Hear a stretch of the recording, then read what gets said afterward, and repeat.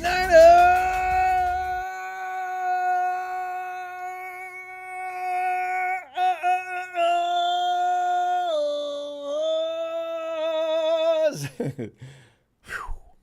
I know, right?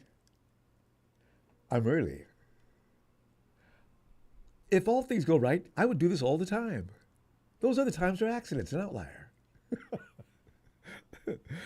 Fam, 40 days to speculate. That's a long time. I mean, ooh, 40 days? Wow. And I'm not even talking about the 40 days as far as missing football, but what's going to happen between now and then? Because we have all kinds of issues and dramas forming. They're in their minute, just small things now that are going to expand. We're going to go into those right now. We're titled, 49ers head coach Kyle Shanahan ranks amongst top 5. So you can tell I just feel like arguing, you know. The the lingering unanswered questions are still out there. While the NFL football world will now go into the yearly month-plus long wait all alone with Niners thoughts, and that'll be fueled by the imagination, your own that is, and that vicious media. They will prey on us. This is like a warning, fam. Look, here they come. Get ready for it. Don't let them get you. They'll have you raging and over things that aren't even true. Okay, so be ready for that because here it comes. I got one tonight that it might be hyperbole, but you know, going into 2024, it is agreed that the Pro Bowl roster, Rich Niners, they're again favorites. They were last year, and I believe we were the year before. However, just like every roster in the league, San Francisco has plenty of questions that will need to be answered before the season gets underway. And tonight, going to the phones for your yay or nay regarding Shanahan as a top 5 coach. He's number 4 to be exact. Where you at, Jalen? I'm looking for you. Big show. And let's look at some of the more pertinent questions that remain unanswered as we go into the long break. You'll find the phone number and the PIN number right at the base of the screen there and in the description as well. We try to put it everywhere. Fam. And speaking of the media starting to go to work on us already, now this might not be just a joke. Fowler's not a bad source usually. But Jeremy, man, it's breaking news. Trent Williams is signed through 2026 and will count $31.6 million against the salary cap this year as it is. That's a heavy hit. He is the 4th highest paid offensive lineman in terms of average salary, maybe one of the 3rd, 4th, the 5th highest paid, 6th or 7th highest paid offensive lineman in NFL history. According to ESPN's Jeremy Fowler, Mrs. Williams' baby boy may soon seek a new deal. Fowler reported Saturday on SportsCenter, quote, "There are whispers around some in the industry that he might want a new deal eventually," unquote.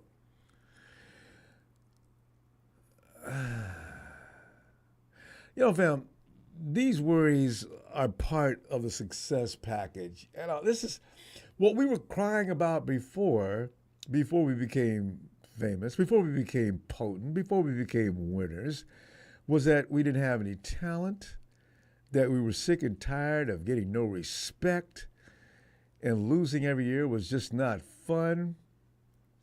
See, everything comes with a price, doesn't it? Now winning, everybody's saying I gotta have more money.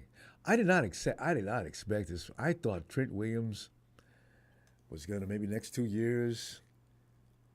One of the next 2 years, we're going to definitely win the Super Bowl, right? He'll have his ring on. He'll jump up on his noble steed. He will ride out into the sunset and wave his hat and say, "Ohio Silver." And that'd be it. How much longer does he want to play? You know, now here's the kicker, fam. If the 49ers panic and call him in there tomorrow morning and say, "Trent, let's nip this in the bud before it gets started. Now, what can we do for you? What do you want?" And they just write it up right quick because you're not fooling around with Trent Williams. You need him. Man, you need Trent Williams. He's the only offensive lineman on the front that we could actually depend on, right? So the 49ers are not going to hesitate with this. If it's real, they're going to work on that quick. They're not going to argue with him. They're not going to send him back and make him wait. They'll tell him right away. We're willing to expand your contract. If you're feeling insecure with the guaranteed money, we'll add this and that, and you'll be fine.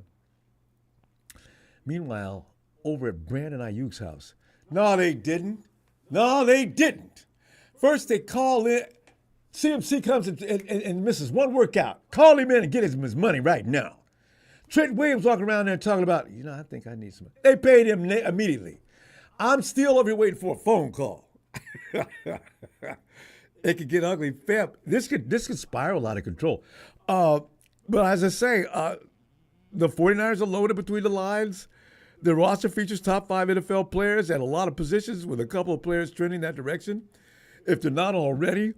And believe it or not, we can argue about it, but another key component of the success though, is having a top 5 head coach, number 4 to be exact, and that's where Kyle Shanahan landed in the touchdown wire head coach rankings.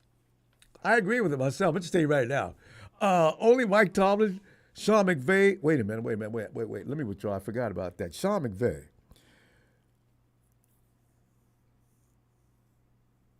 This is like, okay, Mike Tomlin has a Super Bowl. McVay has one. Andy Reid has several. The discourse around Shanahan has revolved around the team's inability to get over that hump, that Super Bowl hump. He gets a ton of credit for continually coaching a team that is in the mix. Thank you, Kyle. All right. The Niners led the NFL in offensive EPA per play success rate, EPA per drop back, EPA per rush, drop back success rate, and rushing success rate in 2023. Man, that's incredible. That is unfreaking believable. That is seriously hard to do. But with Shanahan and his merry men, they made it look simple. They really did. This is why I say, look, guys, I don't know, man. I'm not trying to hear about sending them out of here. Because sooner or later they're going to hit. And granted, it's taking too long. And no one is going to be surprised if are one of the final 4 teams in January. Nobody. Nor will anybody be shocked if they make it back to the Super Bowl. Look at this team. Let's see if they can finally win one is the question. Shanahan's value as a coach is not super easy to replace, fam. It's just not. And it's why the 49ers are content with keeping him despite a handful of tough end-of-season losses. Damn it, I'm sick of those as well. But I mean, you know what? I want to be able to get there first. You ain't going to win nothing not getting there. You can't, 9-8 ain't going to get you in the playoffs anymore. And if it does, you get your brains beat out. He's a game-changing offensive coach, which is a key component of success in the modern NFL. No, he isn't perfect by any stretch of the imagination. He pisses me off. You hear me yelling at the screen all the time, or if you're joining me on that. I'm cussing, Shannon, Kyle, what the? Come on. The hell was that? You're going to do that. But other coaches, what are you going to say? They're not going to make you feel any better.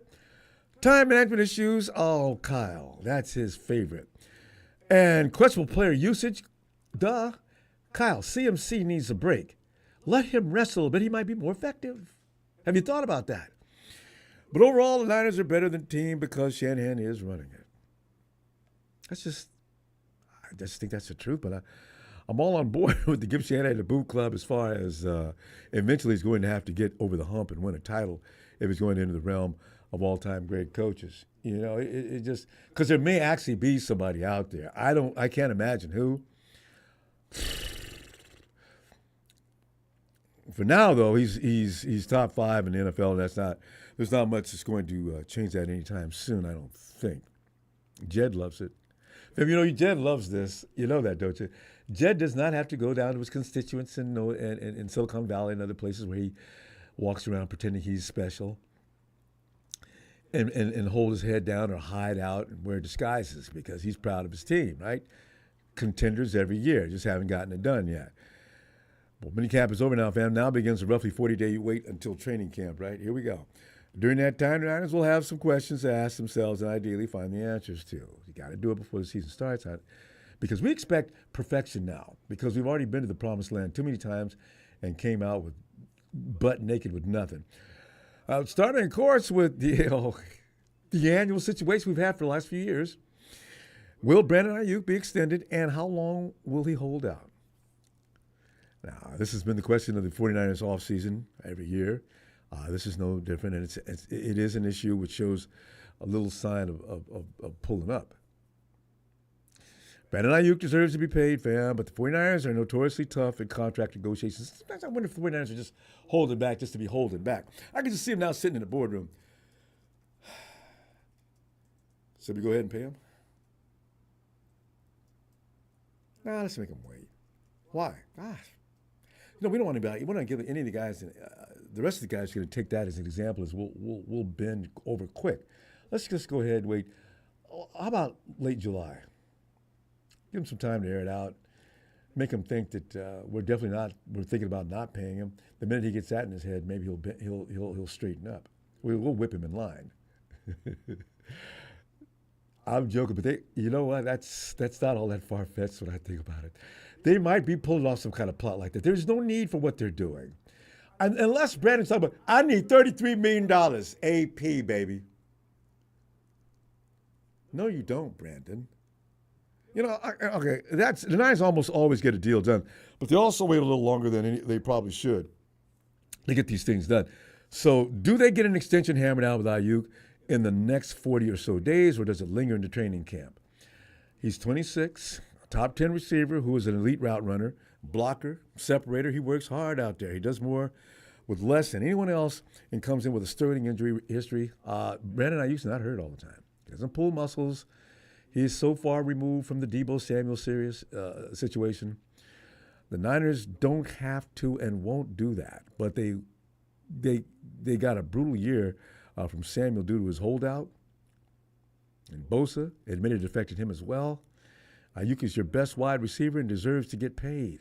That's all there is to it. John, Kyle, even with the 49ers' considerable leverage, why let the matter linger so far into camp? Let him get his money and start working out. We need to stop horsing around with this, because the fact of the matter is, I need a razor-sharp Brandon Ayuk, as we did last year. He started off a house on fire, which is one of the reasons why we had such a great start.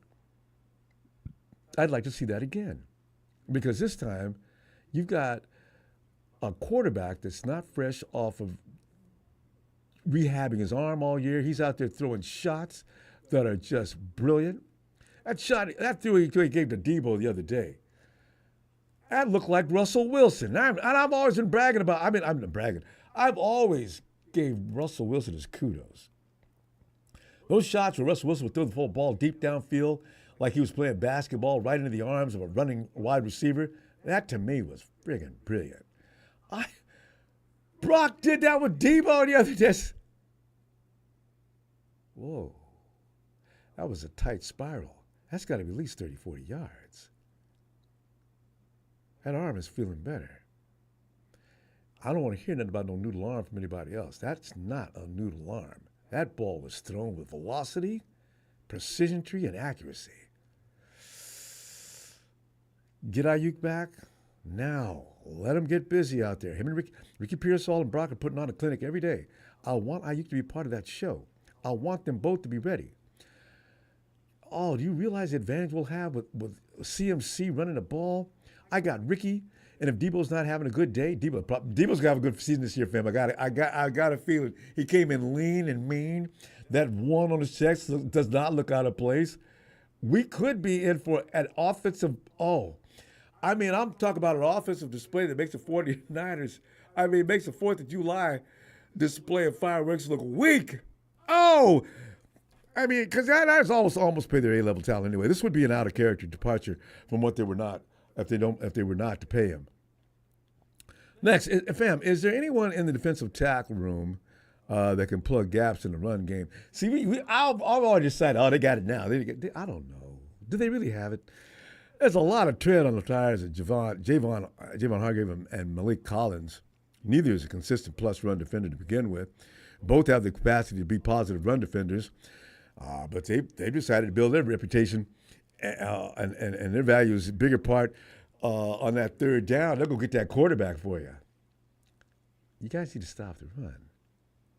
Somebody's got to stop the run. Can Kalia Davis do that? Or how about undrafted rookie, and that dude is huge, Evan Anderson. They say his foot speed's a little faster than people were talking about earlier. Shaquille Brown. Are they capable of holding a double team, plugging the gap? Do you know that? Can we depend on that?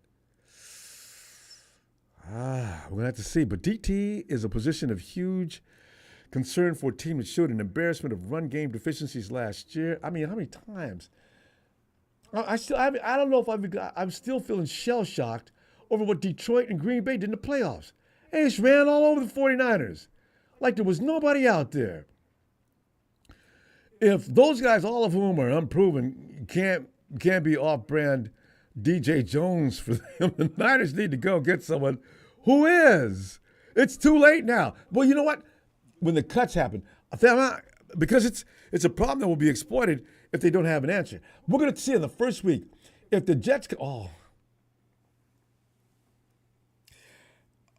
Jets running back. Oh my God, they're going to launch him like a rocket.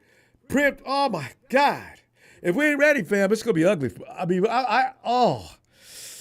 it's hard to be convinced. At least now that the answer is on the roster already. Not much is being said about the quarterback position because of Brock out there shining like a diamond in the sand, but accidents do happen. They do. Who knows better than us? Are Josh Dobbs and Brandon Hiley are they reliable? See, these are things these are questions I don't want to ask myself. I'm asking you so you can worry with me. I don't display a lot of worry and concern, but these things they're worrisome. Pretty much every team struggles with that the same problem, except maybe 3 or 4 teams have good backup quarterbacks. Have you ever seen, that's why Mahomes plays out there with broke leg and everything else? Who's their backup? See? Wait a minute. Isn't it the guy we had? It is, isn't it? Blaine Gabbert, isn't it? It is Blaine. Blaine I don't know about Blaine. But the dude won't come off the field. Patrick would rather be out there dead, rolling around in a wheelchair than they put the second quarterback in. So who's going to come trotting onto the field if something happens to Brock? Brandon Allen had a great camp last year. I never agreed with that, but I saw, okay, fine. Josh Dobbs is an athletic, smart quarterback who the Niners fully guaranteed just north of $2 million.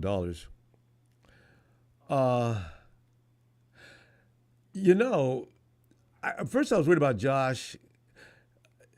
How many rocket scientists, you can count on one hand, how many rocket scientists are playing football in any capacity in the NFL, let alone quarterback? I was worried about him comprehending scheme and applying himself to it, but I don't know. I've never seen Josh look like he was in sync with whatever they were trying to do on a given team. It looks like he's ad-libbing at all times. Although he maybe the schemes and other teams are boring for him. He's too smart. Maybe Kyle Shanahan's way of doing things could intrigue him to the point he might want to get in depth with it and get out there and execute. They were both missing a lot of shots these past few weeks in practices. Russ, maybe. Maybe none of that matters, and they look great in camp, hopefully. But it is a bit worrisome. Can either of them win the Niners a game against a plus opponent? Now, you get what you pay for, though, fam. And the Niners didn't pay much and didn't draft another surprise wonder either, I was kind of surprised about that, which is surprising because no team knows the value of a backup more than them, which is why they had no problem ponying up the cash for Sam Darnold last year. The 49ers were not going to go out there butt naked this year and lose a starting quarterback like we do every year and have nobody to come in. Okay, I'm just saying, I'm not trying to get bad luck on us. But Brock went 2 years. No, he didn't. First year, they took his arm off. Neither quarterback member of our backup duo reminded me anything of Darnold, though. Dobbs will cost $2.25 million, Allen $700,000. How serious are the Niners about Tanner Mordecai? Somebody said something about Mordecai, I said forget it. He may get more reps for that, though, fam. He could be out. 49ers might put him on display for waivers. Do you get anything back in compensation for waivers? I don't think so, do you? Anyway, man, these are questions that I maybe help me out with these questions. if you have any questions of your own about our team, we got plenty of time to talk about it and make ourselves worry about it even more so. God, I try to, man. And Aaron's the first guy on the phone. Hey, Aaron. What's up, Ronbo? Aaron, man, I just, looking at things, and we got a lot of things we can actually look at in depth now. We got plenty of time. There's no games or anything going on. How do you feel, Aaron? You've never really said much about Kyle Shanahan as your. Does Kyle Shanahan one of your favorite guys? Well, you know what, Ronbo? I mean, when he when he first came to the 49ers in 2017, you know, he had to rebuild this roster True. because we did not have nothing. I mean, And zero. He had to bring people with him. yeah, um, and he has to build this roster from scratch. So I mean, and then in 2019, he took them to the Super Bowl It's kind of quick, huh? with a pretty good roster. Yeah, with a pretty good roster. Even Joe Steele. Um, we had a running back, Mostert. He was pretty good. So, Damn good. um, But he got hurt easily. That's the only problem. yeah, and you know, and he had Jimmy Garoppolo. So Yeah. Highest paid quarterback in yeah, the game so for what, a few weeks? I Uh, know, but I mean, like people be saying like they want to fire Kyle Shanahan, but I don't know if I would do that because if you fire him, then all of a sudden like somebody going to pick him up, and we all of a overnight. sudden we're gonna have to rebuild. Yes, If the rumor gets out the 49ers are firing Kyle Shanahan the day before he gets fired, you will have people waiting to dial up as soon as he walks out of the building and is in his car. You'll be getting phone call after phone call after phone call. Kyle Shanahan can run a team. Now, the Super Bowl is another story, but he can run a team. And John Lynch might go with him. huh? Who knows? He But might because they're buddies. yeah, that's what I heard. But I mean, yeah, but I mean, even though yes, he lost 3 Super Bowls, which he was the OC for the Falcons and So 2 you with got to the split that with Dan Quinn. He Niners. could have called some of that stuff off. He didn't say anything. But yeah, Yeah, but yeah, I mean, I don't know. Who knows? meanwhile, how do you feel about your backup quarterback? Are we going to be able to stop the run this year? We're going to watch that same fiasco last year or this year as we did last year. And what was that last? Yeah, quarterback, run game. Yeah, that's the thing that's worrying me. And Brandon Ayuk. Well, I have a feeling we'll continue to talk about Brandon Ayuk way too much between now and July, and I do not anticipate anything for Brandon Ayuk as far as signing and Brandon Ayuk with a smiley face until the middle of July at minimum. What are you thinking? Yeah. So as far as our backup quarterback, I think Dobbs gonna be our backup quarterback too, behind Okay. Purdy. I, you know, Yeah, I Aaron, mean, one question about Dobbs, though. Do you understand why he can't stay with anybody? How many teams has he been on so far? Everybody has Dobbs for a few minutes and gets rid of him. I don't get it. think like 5 teams he's Yeah. been on. He's So not done I yet don't either. know. Yeah. Yeah, and he's still young, which I believe. Yeah, well. Yeah, Hardy Tucker. Yeah, he's under contract, but Aaron, do you think Brandon Ayuk could actually be professional about this? 49ers said, listen, Brandon, after a lot of careful considerations, what we're going to ask you to do is you're going to have to play this 5th year. We're not going to be able to get anything done this year, but all the penalties and things like that are going to apply. You're probably aware of that. We're going to need you to come out and hold to your contract for now. Okay, so the 5th year option is still there. The 49ers hold that card. And then next year they could actually franchise tag him if they just wanted to be mean. But do you want him walking around the locker room this year all pissed off? Some people think that's no big deal. I do. So is that going to work? Or does he just sit out till week 8 or week 10, all out of joint, and he comes back in, and I don't know. It just doesn't seem like his heart would be in it. And a good playing Brandon Ayuk is what I want, not one that's out here just because I have to be, because I don't want to get fined. I mean, I just hope they get this contract done as soon as possible, because you don't want that. Because why the Niners always wait until July and get their players as the highest paid players, like Nick Bosa last year got paid in September. Could have saved themselves millions. All these contracts, the 49ers could have saved themselves millions. Every contract, they waited. Hard negotiating. Fred, everybody they signed. Saved millions. Collectively, down through the years? No. All these wide receivers already got paid. And yeah, and as far as our run game, our run defense, I think week 1 we go against that running back for the Jets. Breece Hall. That's Breece, yes. Boy, they go. I don't know. And we're favored to win that game by a lot of points. Why? That should be a 3-point game, period. Anyway.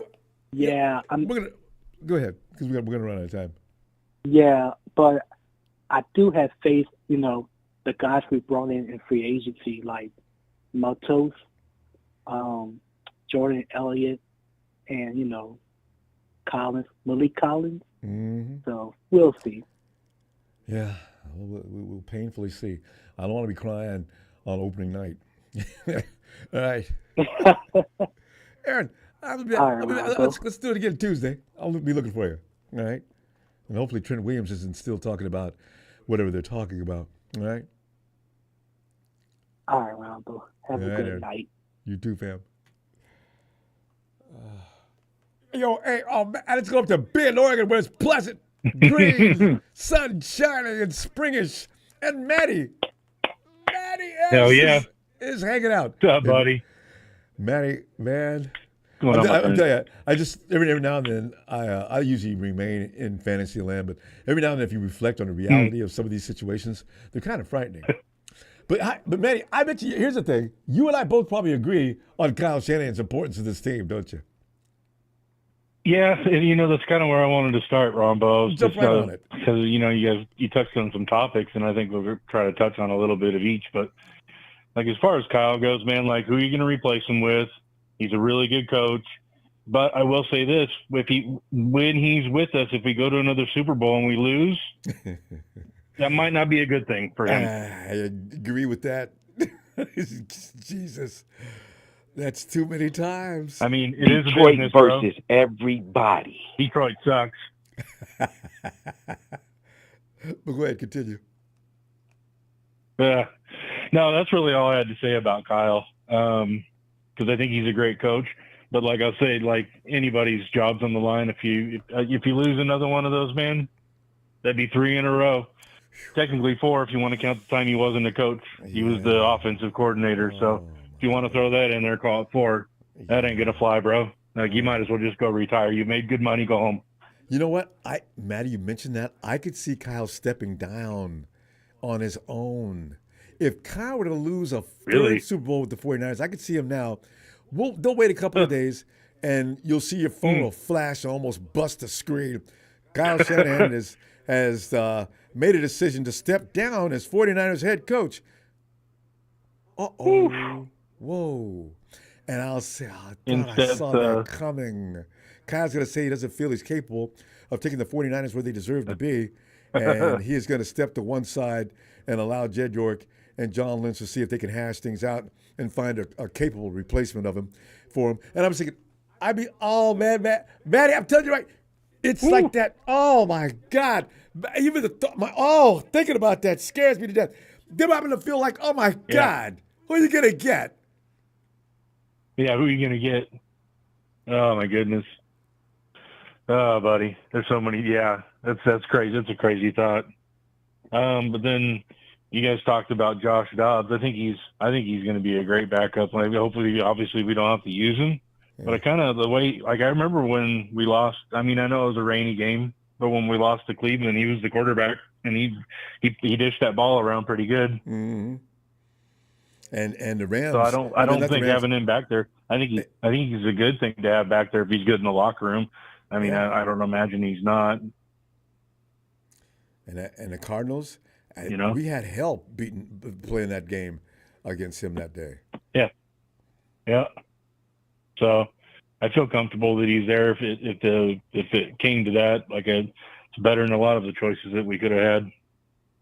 So yeah. I mean, I liked Sam Darnold, but he obviously wasn't what he was supposed to be. So yeah, he really never put anything on display though. Good dude, though. Except that one practice game, which I called that game against the Rams. So the Rams, yeah. You need snaps. That was funny. Yeah, well, Rudy thought. Oh, dude, the Rams. Speaking of the Rams, man, McVay's trash, and dude, they're one quarterback away from being nobodies again. Literally. They got Stetson Bennett Jr. and don't ever forget Jimmy's waiting in the wings for Stafford to go down. And then when Jimmy goes down, here comes Stetson Bennett Jr. That's hilarious. I can see it too. What do you think's going to happen with Ayuk, man? We got to touch on that too. I'm starting to. I know we don't have forever. I'm starting to warm up to the fact that he just may price himself right on in town. At some point, the 49ers are going to say, we need to tend to other things. We don't have time for this. Yeah. Call Pittsburgh, ask them if they're serious about that deal, and let's talk. I could see that now. I can. Because we don't have all this money. I can too.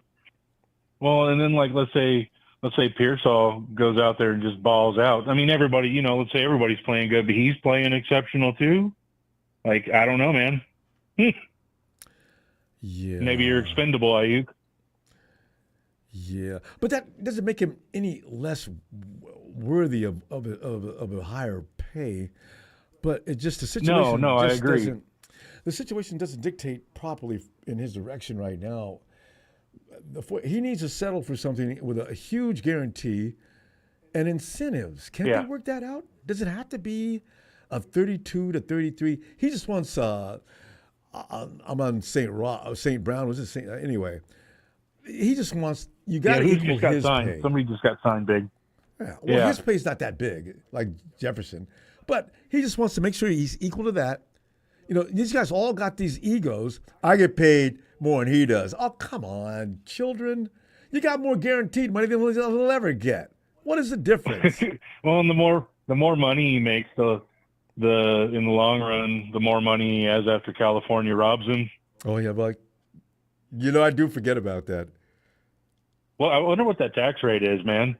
Because it's more for those guys, I think. I don't know what they label it as. But after a certain amount of money, it kicks into another gear, and then they just start. You actually start working for the government. You're seems like it. Paying them. So percentages. I feel sorry for those guys, man. Yeah. Who's the guy that was supposed to? I think I don't know. You guys. I don't know if I came in on that one, but Seattle. I know what you're talking about. Can't remember. Yeah. Yeah. He liked the 49ers. I can't either, dude. But he couldn't stand the taxes. Yeah. See. It's come on, man. That's just I hate it. I think it's done that. I think it's been like that for a while. So I think it's probably deterred more people than we realize. Yeah, no, California's always had the highest tax rate next to New York City, California. Well, there's about 3 or 4 states. That's the way it is. And then you got states like Miami and Texas where they don't have to pay any tax. So God, man. Ours is not too bad here, but we don't have sales tax. So like when I go to the store, I don't pay the sales tax on things. So they get you on your house, though, don't they? Oh, they do, don't they? That's for sure, bro. Their property taxes are doggy. So anyway, so I feel for those guys, man. I'd hate to be on the end of that. I'd try to find a way to invest some of it so they couldn't take it right away. Yeah, you got to come up with all kinds of shelters every year, don't you? You got to go get a good tax person, man. You got to get like some brilliant CPA, and then I'm sure there's plenty of them out there, man. Oh yeah, they graduate, they're out of work. But the thing is, though, by the time you get to paying his fee, is it still come out a plus? Oh yeah. Well, and if you don't live like Debo, you'll be fine. I got 3 Maseratis in that garage over here.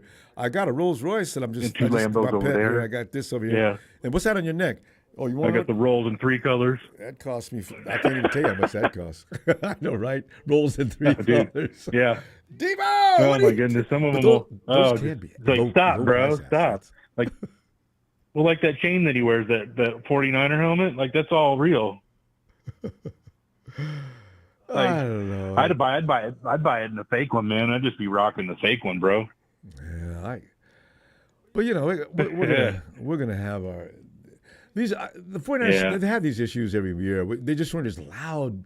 They seem louder this year than usual, don't they? They do, don't they? Yeah, I agree. Crazy. So, well, Matty. Anyway, Matty, always a pleasure. I'll see you Tuesday. Tuesday? Because I can't wait to see what happens with that trend. Because remember last time they talked about CMC? CMC is reportedly holding out possibly for more money. Oh, man, come on, man. CMC's the highest paid running back in the game. He's getting married, you morons. Pipe down. Yeah. Come on. Yeah, like give him a break for a second. Trent Williams, I think obviously we got to pay him. But at the same time, like, he's one of the guys on the team that, like, really wants to be a 49er. True. So, like, he wanted to be here. Some people just got drafted or scooped up, and they just kind of went with the flow. You're right. But, like, he wanted to come here. Remember, Matty, he was calling. So I think he was calling from Kansas City. They were talking to him. Hey, look, guys, they're pretty much wrapping up this deal now. What are we going to do? You need to hurry up. And Kyle called him personally. Trent, get back here. We got it worked out. Get out of there. Yeah. And he came Get back. out of there now. Yeah, no. Oh, I love it. So, Yeah. Anyway, that's my guy right there, man. I like that guy. All right, buddy. Cool. Well, Tuesday. You have a good rest of your night, and I'll talk to you on Tuesday. Looking forward to it, Matty. Have a great night, fam. All right, buddy. You too. All right. There's Matty. And we're going quickly to the Dragon Clan, where Papa Dragon sits upon his throne. He answers the phone, and I say, Papa Dragon! Pop! Get in here, Pop! What? As he rolls down on the Pop. What's up, Ronbo? What is Pop, going on? We're crying when we're losing. And now I'm beginning to have to carry tissues around after we're winning. You just can't be happy. You know what I'm saying? Is there a middle ground? I don't know where it is. But things are starting to occur to me now that this is not working. I mean, I can see where things can go south real fast. Pop, looking at and I know you've had always objective. Pop he usually tells it exactly how it probably without being biased in any way. But Pop, talk to me about Kyle Shanahan, and you've done it on a number of occasions, but you never seemed anything without reason, And some of the other issues, like Brandon, like our run game, and the quarterback situation. What are you thinking? I mean, these situations will take care of themselves. Obviously, you can't really stress about stuff you can't control. I think Brandon Ayuk took the wrong advice from the wrong person how to deal with the 49ers. That was from Debo. Ain't that the gospel truth? He should have went to the Christian McCaffrey or the Joey Bosa way. Just don't say nothing on social media. Keep your mouth shut. Mm-hmm. And, you might be able to get something worked out. Mm-hmm. Yeah. It's just the writing's on the wall. It is what it is. I mean, if you think that you're worth that much money, then why did you only have like 4 catches per game in the playoffs? Yeah. It's one of those things where it's like he's not the focal point of the offense. He just isn't. And I said that the other night. Several shows ago, I said, hey, it's about Christian McCaffrey. He's the one that deserves the raise because the offense goes through him. And the offense has been, pretty strong since he's been here. Yep. So, it's like I said, it'll take care of itself. I mean, if he wants to take less to stay, he'd be taking less to try to win a Super Bowl, right? But at the same time, not so much less either. That's what I'm saying, Brandon. You can't live with 27, 28 million. You really can't. Hey, I'm not them. All I'm saying is that I drive a 2011 Honda Odyssey. That's what I drive the most. Still got it, right? Mm. You know who else drives a 2011 minivan? Brock Purdy? Steve Young. Oh, yeah. Steve Young drives a 2011 minivan. Steve Young throws a lot more money than I'm worth. There's right? nothing wrong with I've that. been Some people retired. just spending money to be spending money. Well, that's what I'm saying. Everybody spends money differently. Plus, you know what kind of people they're taking care of. You know what I mean? So it's like, and it's not like he was taught. These guys are taught about. Like McCaffrey's going to be all right because he's raised around it. He's probably taught about it. He probably had an accountant in kindergarten. Exactly. You know what I'm saying? It's like different strokes for different folks. So not too concerned about the IU thing. It's 50-50 as far as I'm concerned. If I'm the 49ers, though, I'll be honest with you. I'd be like, you're paying in your 5th year. You just are. Sorry. If you don't want to play in your 5th year, then you can sit. And I just drafted two players to replace you. And then just say, I don't want to hear nothing more? Right. Okay. Well, I'm just saying it's like what he needs to do at this point is he's probably IU's best course of action right now would be to try to negotiate for a team-friendly short-term deal so that won't franchise him to get out of town so he can leave when he wants and go where he wants. I like That'd be an idea for him. I like that. Obviously, he could report, if you forgive my fine, I'll report, but I don't want you to franchise me next year. That's one of those scenarios. Yes. Yeah, you gotta work. If your goal is to get out of town and they control your rights, don't poke the bear. Just work it out, get on the field, and go from there. Now, I truly believe the 49ers, when they said that they want him to retire 49er and he's very valuable to the team, I believe that from Lynch's mouth, but I don't believe that from Shanahan's mouth. I don't think Shanahan said that.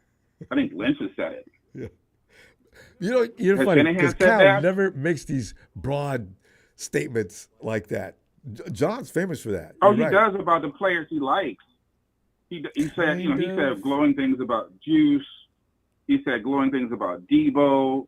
It's like, if you're not part of the Cabo clique, man, even if you are part of the Cabo clique, what happens when the Cabo clique comes back and bites you in the ankle? Bites that hand that's been feeding you, like Williams is like, hey, negotiate contract.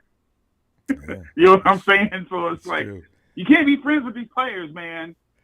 But he gets that from his dad, most likely, I bet you Mike was like that, too. I have no idea. I don't care. They'll be making no promises you can't keep. Yeah. Hey, you know what? He is not his father. Just like you're not your father. You know what I'm saying? Or you're not your father's father. Well, you know what I'm trying to say. The point is, you got to be your own person. They're in the same profession together, and I know him and his dad sit around and talk all the time. He even said so, right?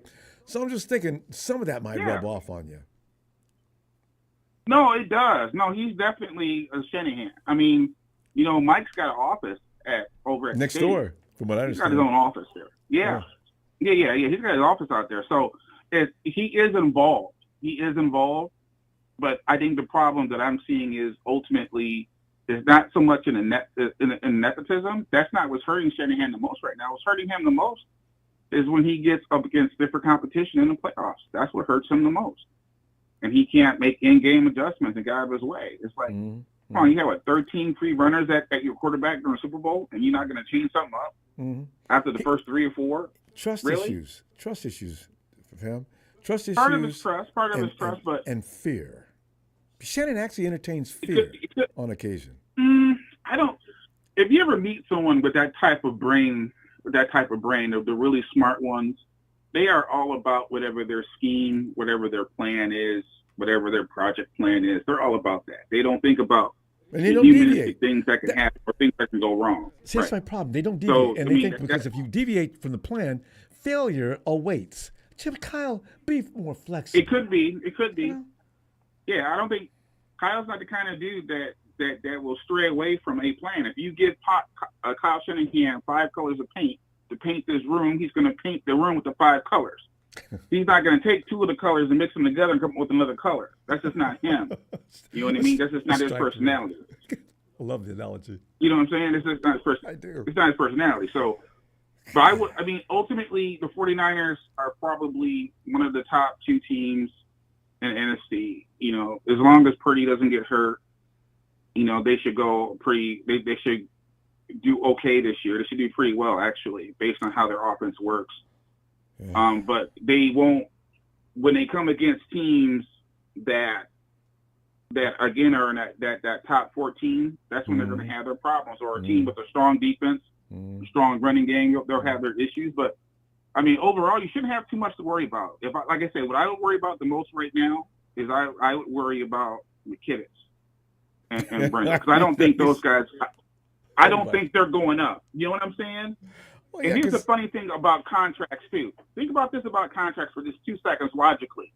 You're spending millions of dollars, okay? You're backloading a deal where the deal gets more and more money as the deal goes.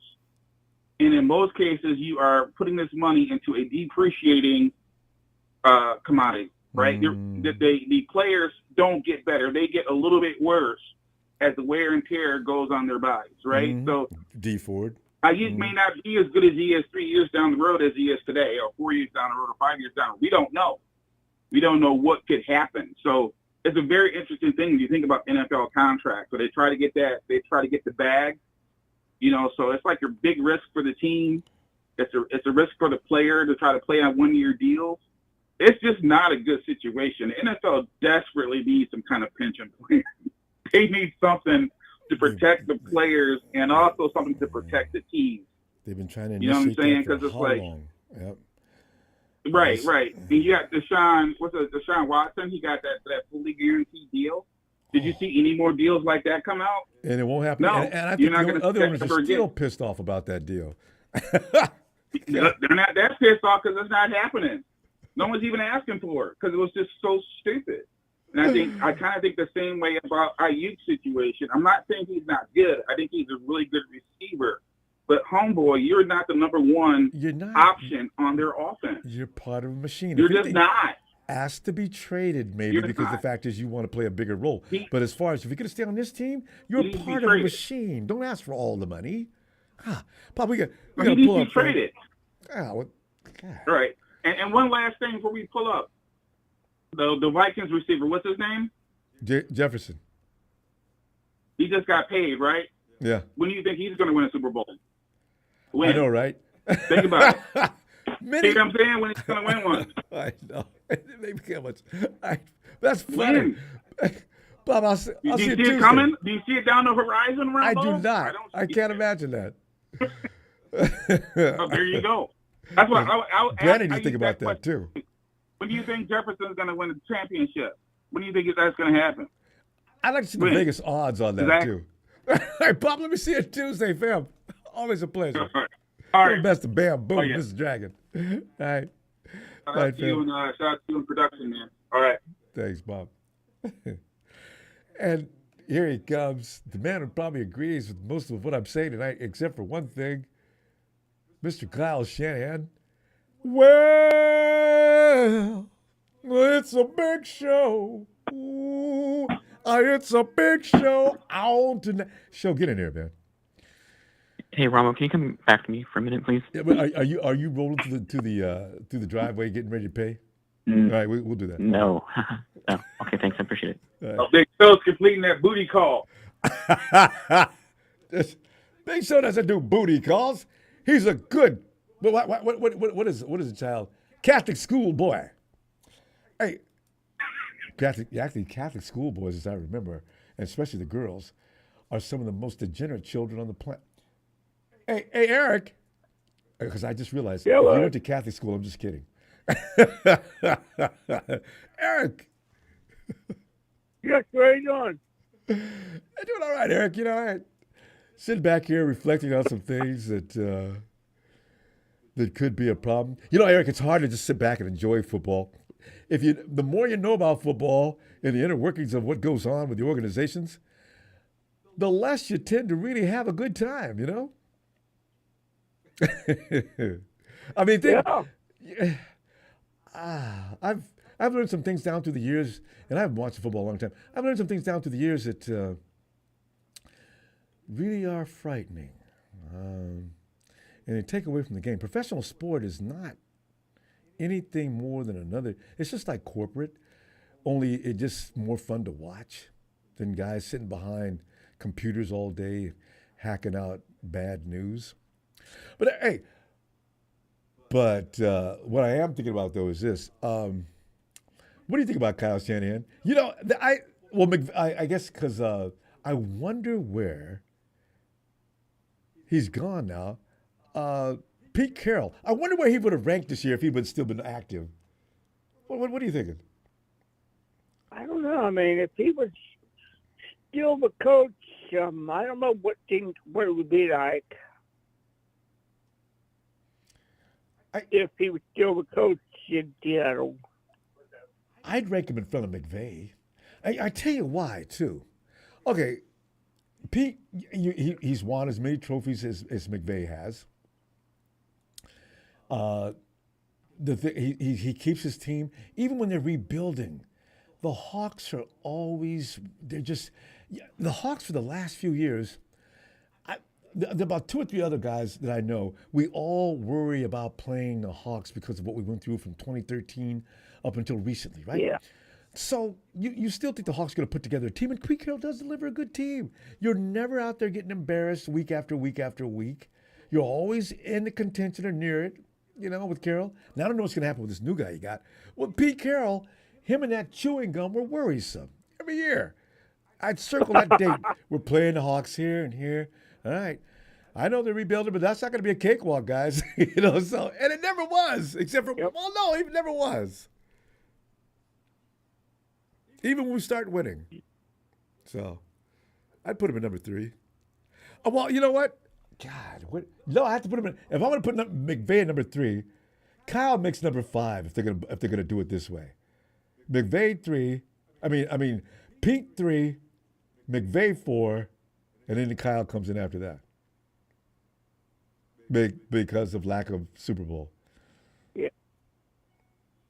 Even though, he does things, Kyle does things that really don't make sense to people sometimes.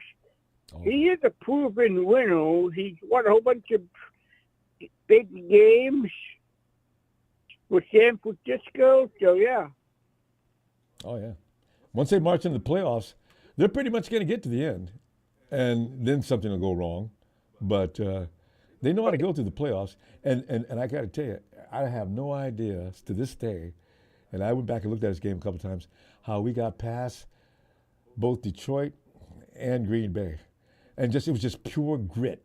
And thank God that Brock Purdy just rose up like a phoenix from the ashes. That arm be damned. Brock was playing his ass off. I love that kid. So, you know, man. I tell you, especially, I missed the first game versus Green Bay, but especially the second game versus Detroit. That was just crazy because, everything that happened in that second half, I'm looking at the score and I'm thinking, that's it. It's over. And then everything happened. I thought it was over too.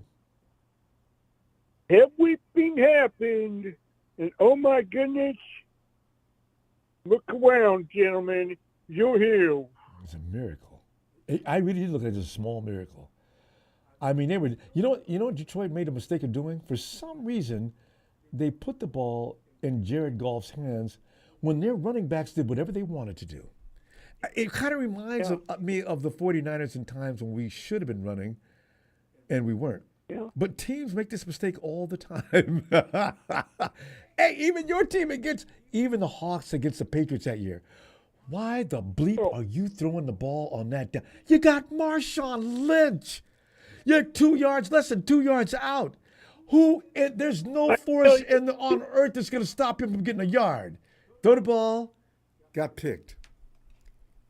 I tell you, even today out here in Washington State, some people, they still have nightmares about that play call. They still have nightmares about that. That made no sense. No, I mean, and of course, Pete gave an explanation, and it just is nuts. I mean, like everything. Not acceptable. Yeah, I mean, it's kind Pete of said like, that play worked every time you guys practice it. Pete said that play worked all day, every day. But still, they didn't want Marshawn Lynch getting a touchdown, leaping into the end zone, grabbing his crotch. Remember, Marshawn was he wasn't displaying a lot of class at that time, but he was just being himself. And they wanted Russie to be the golden boy and get that MVP. Can you imagine Marshawn Lynch grabbing his crotch and holding an MVP trophy at the same time? That would be, I mean, that would be something to see right there. And then the sad part was after that play, like a huge fight broke out. Yeah, on the line of scrimmage. Yeah. And I don't remember who all was involved, but I did not handle it too well. Yeah, because I think all guys were thrown out, but I think Wonk was involved, and he should. I felt like he should have, but they didn't say that. So I think they went with who initiated the fight. A lot of you guys are pretty pissed off, and I remember that clearly. Now I can't remember the names involved as far as your defensive line. Yeah, I mean, I think like everybody was thinking. I'm thinking that's it. We win again, and then that play call happened. And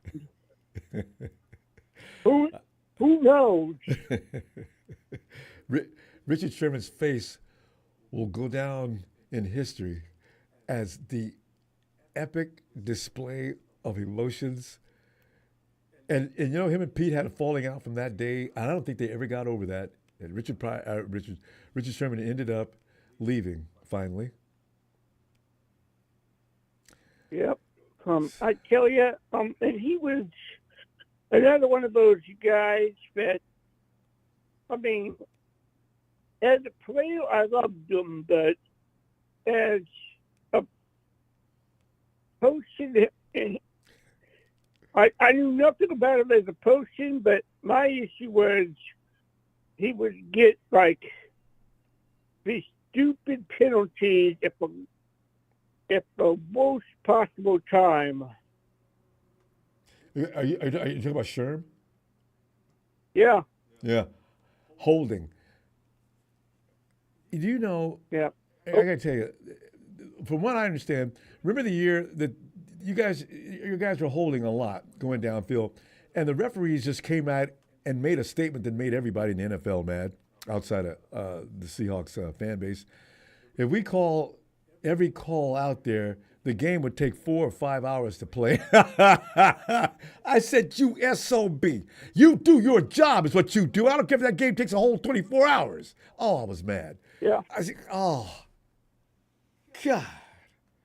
So anyway, Yeah, Rich was good at it, but he was good at that though, holding and not being caught. So, but fam, we got to go. I call him fam. Like he calls all the time. As soon as you do that, you become fam. We got to go though. All right, I'm gonna be back Tuesday, and let's talk some more 49er football. Okay, Bill. All right, Eric. Night. Ronbo. Is that Beryl? Hey, Beryl. What's going on, babe? Man, we just sit back here and tripping on the 49ers and got so good that we can't accept anything but perfection. God. All of them ought to get together, man, and just don't take all the money, man. Just get enough money for the team can win, man. Yeah. How about the selfishness? Now, I don't know how big serious this is, but now Trent wants some more money. I know, man. It's the greed of the world, man. I know. You know, I'm going to get mine. Hey, I used to like how you used to talk about Garoppolo, our quarterback. Yeah. I used to give him credit too, man. Yeah, he wasn't as bad as people thought he was, man. I didn't think so. I mean, if Jimmy made one mistake in a game, and we'd go weeks and he wouldn't throw an INT, we'd win.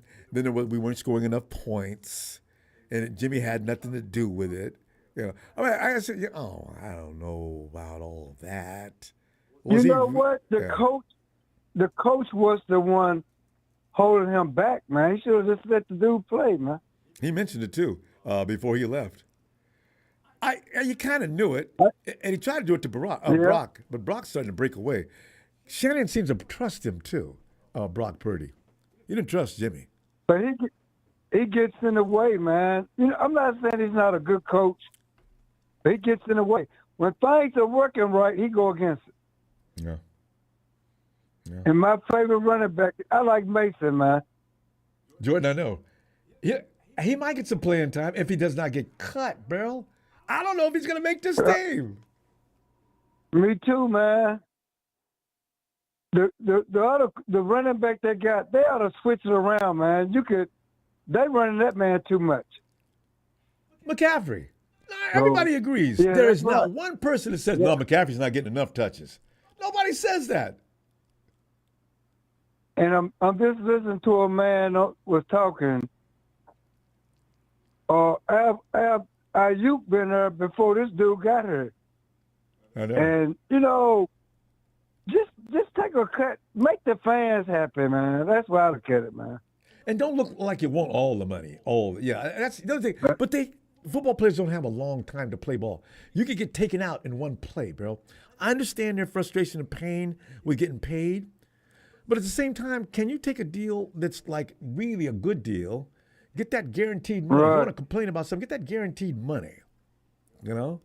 I'm going to say one thing before I hang up, man. I don't really know you. I'm going to always say before I hang up, man, God bless your family, man. Thanks, bro. And back at you. I think you're one of the best of analysts that's doing your job, man. Well, and in the name of Jesus, bro, keep bless you, man. I really mean that, man. Thanks, man. I really appreciate that. Thank you, fam. Thank you. Maybe one day we might see a game together before we close our eyes. You never can tell, man. Wouldn't that be special? Yeah. Be nice, man. Hey, man, please do me a favor. Tell your family to bro up on us and God bless them, okay, man? Thanks, bro. God bless your family as well. Really appreciate you, bro. All right. I'm happy because I know somebody, Jesus Christ, man. God bless you, bro. There you go. You got to find him. All right. Mm-hmm. All right, man. Talk to you Tuesday if you got time. Nice talking to you. Thank you. Nice I'm going to call you Tuesday. Thank you. All right. Mm-hmm. All right, man. Bell gave me too much love, though. Lombardi, that's the dude who knows how to analyze. My God, Lombardi's amazing. I watch him religiously now. That dude breaks out this flow sheets, goes over things right and left. You put a lot of work into this, Mike. My God, man. I'm impressed. Hey, oh my goodness. Hey, J-Dog, people been asking for you for months. Where you been, man? Get in there. Yo, what up, Ronbo, baby? What's going on, man? How you been, bro? I ain't doing all right, man. You know, we went into mourning and traumatization after that Super Bowl because most of us still in denial. I am. I don't believe it. I'm thinking it never happened. You know how you do when something bad happens to you. Instead of leaving a scar on you, you act like it never happened. So, dog. Yeah. Here we are, man. Next chapter. Oh, man. Yeah, Ronbo, man. Appreciate you taking my call, man. You know, it's always J-Dog. Ask about you all the time. Yeah, baby. J-Dog, the president of the I Hate Kyle Shanahan fan club, Boston in the mother effing house. You know how you got in here tonight. Man. Kyle's getting way too much love for me. Talk about it. Yeah. And you know me, Rondo. I gotta tell it like it is, man. Please, because I've been the guy since day one. Since day one, I didn't want this man here. When he came in 2017? It's not personal. I just saw it when he blew the Super Bowl for the Falcons. I didn't understand the hoopla then. Now, let's fast forward. Okay, we got this loaded roster, the most talented roster in the NFL, and the situational mistakes are prevalent. They keep happening. The man won't make an adjustment. I think your last caller even talked about the fact that he liked Jordan Mason. Well, guess what? Jordan Mason don't even get enough touches. The man won't make an adjustment. These Kyle Shanahan Stevie Wonder glasses wearers, they don't care about all the simple fact is this, Ronbo. I don't have any confidence that we can win a Super Bowl with Kyle Shanahan as the decision maker at the way it stands now. Unless we get a major difference maker, unless somebody steps up and has like a Hall of Fame year or just a record-breaking year or something like that. Kyle Shanahan, like your last caller said, gets in the way of the sixth Lombardi, and that's just the way it's been, man. And I just need all these Kyle Shanahan Kool-Aid drinkers to wake up. Just look at things objectively. We got the most talented roster in the NFL. It's been this way. There's no way in hell we should have blew the doors off the Kansas City Chiefs. This is ridiculous. He's supposed to be an offensive guru. Open your eyes. Wake up. 3 for 13. I'll never get over 3 for 13 on first down attempts, and we got to give the ball back to Kyle. I think I see something, Ronbo, that said he's been responsible for 3 Super Bowl 10-point deficits or something like that have been cut and been overturned. Oh, yeah. I think he's been responsible for 3 out of the 4 in the history of the NFL. That's ridiculous. 10 points. You don't want 10 points in the fourth quarter. Man. Have 9, have 11, but do not have 10 points in the fourth quarter. Get off of that as quick as possible. Oh, my God. That's every time they've had a 10-point lead in the fourth quarter. NFC, GB, well, no, yeah, we had against the Rams that year, too. We never had a chance against the Eagles. Right. They beat us to death as soon as Brock left. But every other game, 10 points is that magic number for the other team. Yeah, you know, I've been beating a horse I've been beating the dead horse with that right side of the offensive line. You go into the draft, you got prime time, big time offensive line and potential, you know, guys that could be around for 10 years, have 10-year career, and you pass on them. And what do? You get Pearsall, which is not a bad player or whatever. But you continuously neglect that right side when you got top-tier talent and you can address that right side. And if you look at it, what happened in the Super Bowl, that right side, you know, that was a problem. Yep. It's always been a problem. And it was the right side in the first Super Bowl, too. Running the 49ers. What'd you say, Ronbo? My bad, brother. It was the right side in the first Super Bowl, too. Remember Mike Person? Absolutely. Yep. Absolutely. So now we go with and they wouldn't pull him out. Yeah, absolutely, brother. Absolutely.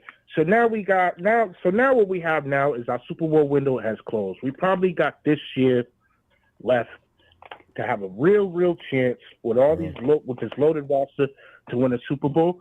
So now, Ronbo, what do you do with Ayuk? Are you gonna tell me? Are you gonna give Ayuk $28 million? Are you gonna? What do we do, Ronbo? Tell me, man, because I'm under the impression, man, that I've been a fan for about 40 years, man. I don't have any faith in Kyle Shanahan, man. See, and what Kyle's not having anything to do with that negotiation, though. I'm telling you right now, though, I want a happy Ayuk.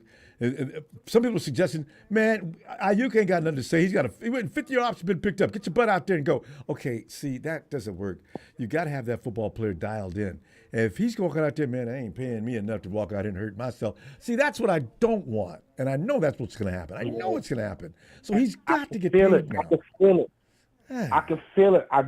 I really think they dug their heels in, and I really feel like I don't even know if you could give up $28-30 million for Ayuk. You cannot. To be honest, Debo's got to go. Something's got to go, and I think it's Debo. Something's got to happen because Brock Purdy's coming up, man. So what are you gonna do there? You know, are you gonna give Brock Purdy $40, $45, $50 million a year? And you got nearly $60 million tied up in your two wide receivers, with other people yet to be paid. Oh, it's not possible. That's why they can't keep Debo and Ayuk. Can't do it. But Ronbo, this is why you have to hold Shanahan accountable, because that last Super Bowl, that was the one. Okay? That was the one where you had the stacked roster. This is why you gotta, as the most hardcore Shanahan fan needs to really open your eyes. This is what now we're in a situation where we got to talk about this. If we would at least got one, we could be eased a little bit. But at the end of the day, this window has almost closed up now. I'm gonna say this is the last year with this stacked roster, and now we get into this situation with Brock Purdy coming up, with Ayuk coming up. Now people want to get rid of Debo to make room. You know what I mean? You got rid of Armstead. If I had my way, Debo would not be even considered in a conversation. But I'm trying to understand, if Ayuk is crying for his money now, you're going to pay and sign and trade him? Or what are you going to do? Debo's contracts, I got to get rid of one of them. I can't keep them both. I'm gonna be honest with you, Ronbo. I gotta listen to offers for Ayuk. I gotta listen. The way I don't like it. But the way Shanahan has effed up this whole situation, when we should at least got one Super Bowl, I have to listen to offers. And if you're talking first round, you got my attention. Oh yeah, you know what I mean? Because no hesitation on that. Money. But nobody's giving that up these days, J-Dog. Because actually, Ricky Pearsall probably is what he is advertised to be.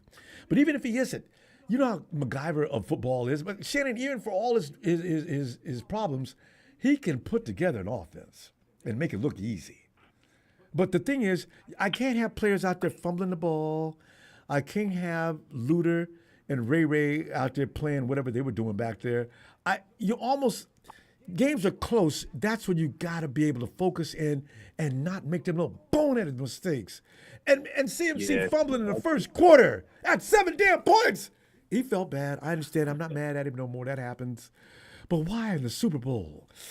You know, these are things that J-Dog, that's why I can't, I don't, McShannon does piss me off at times, but I can't hold him responsible for everything. Well, I hold him responsible a lot more than you have to do, and it all starts with that right side.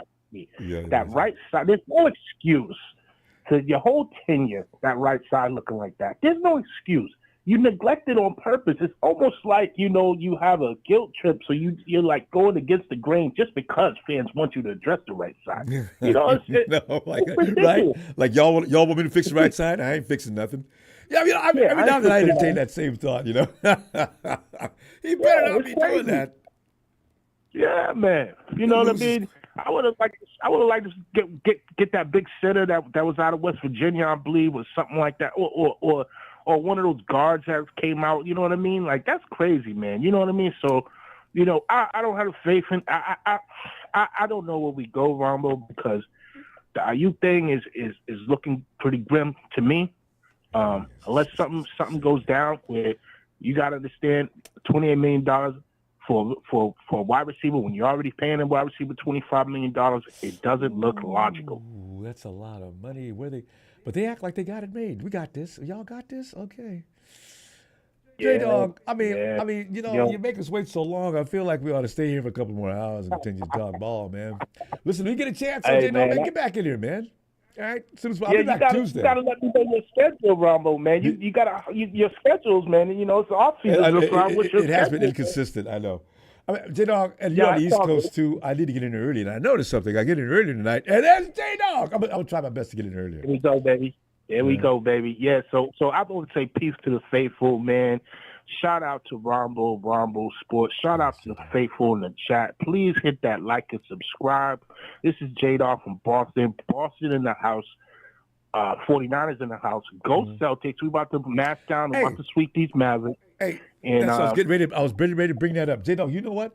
I feel like it's a good omen. The Celtics have been to the promised land so many times recently and came up short. If the Celtics win the NBA championship, I got a feeling the 49ers are going to follow suit. You'll have both your teams picking up rings. Oh, that's what I always dreamed of. You know what I mean? And it could happen. You know what I mean? But we got to get that IU.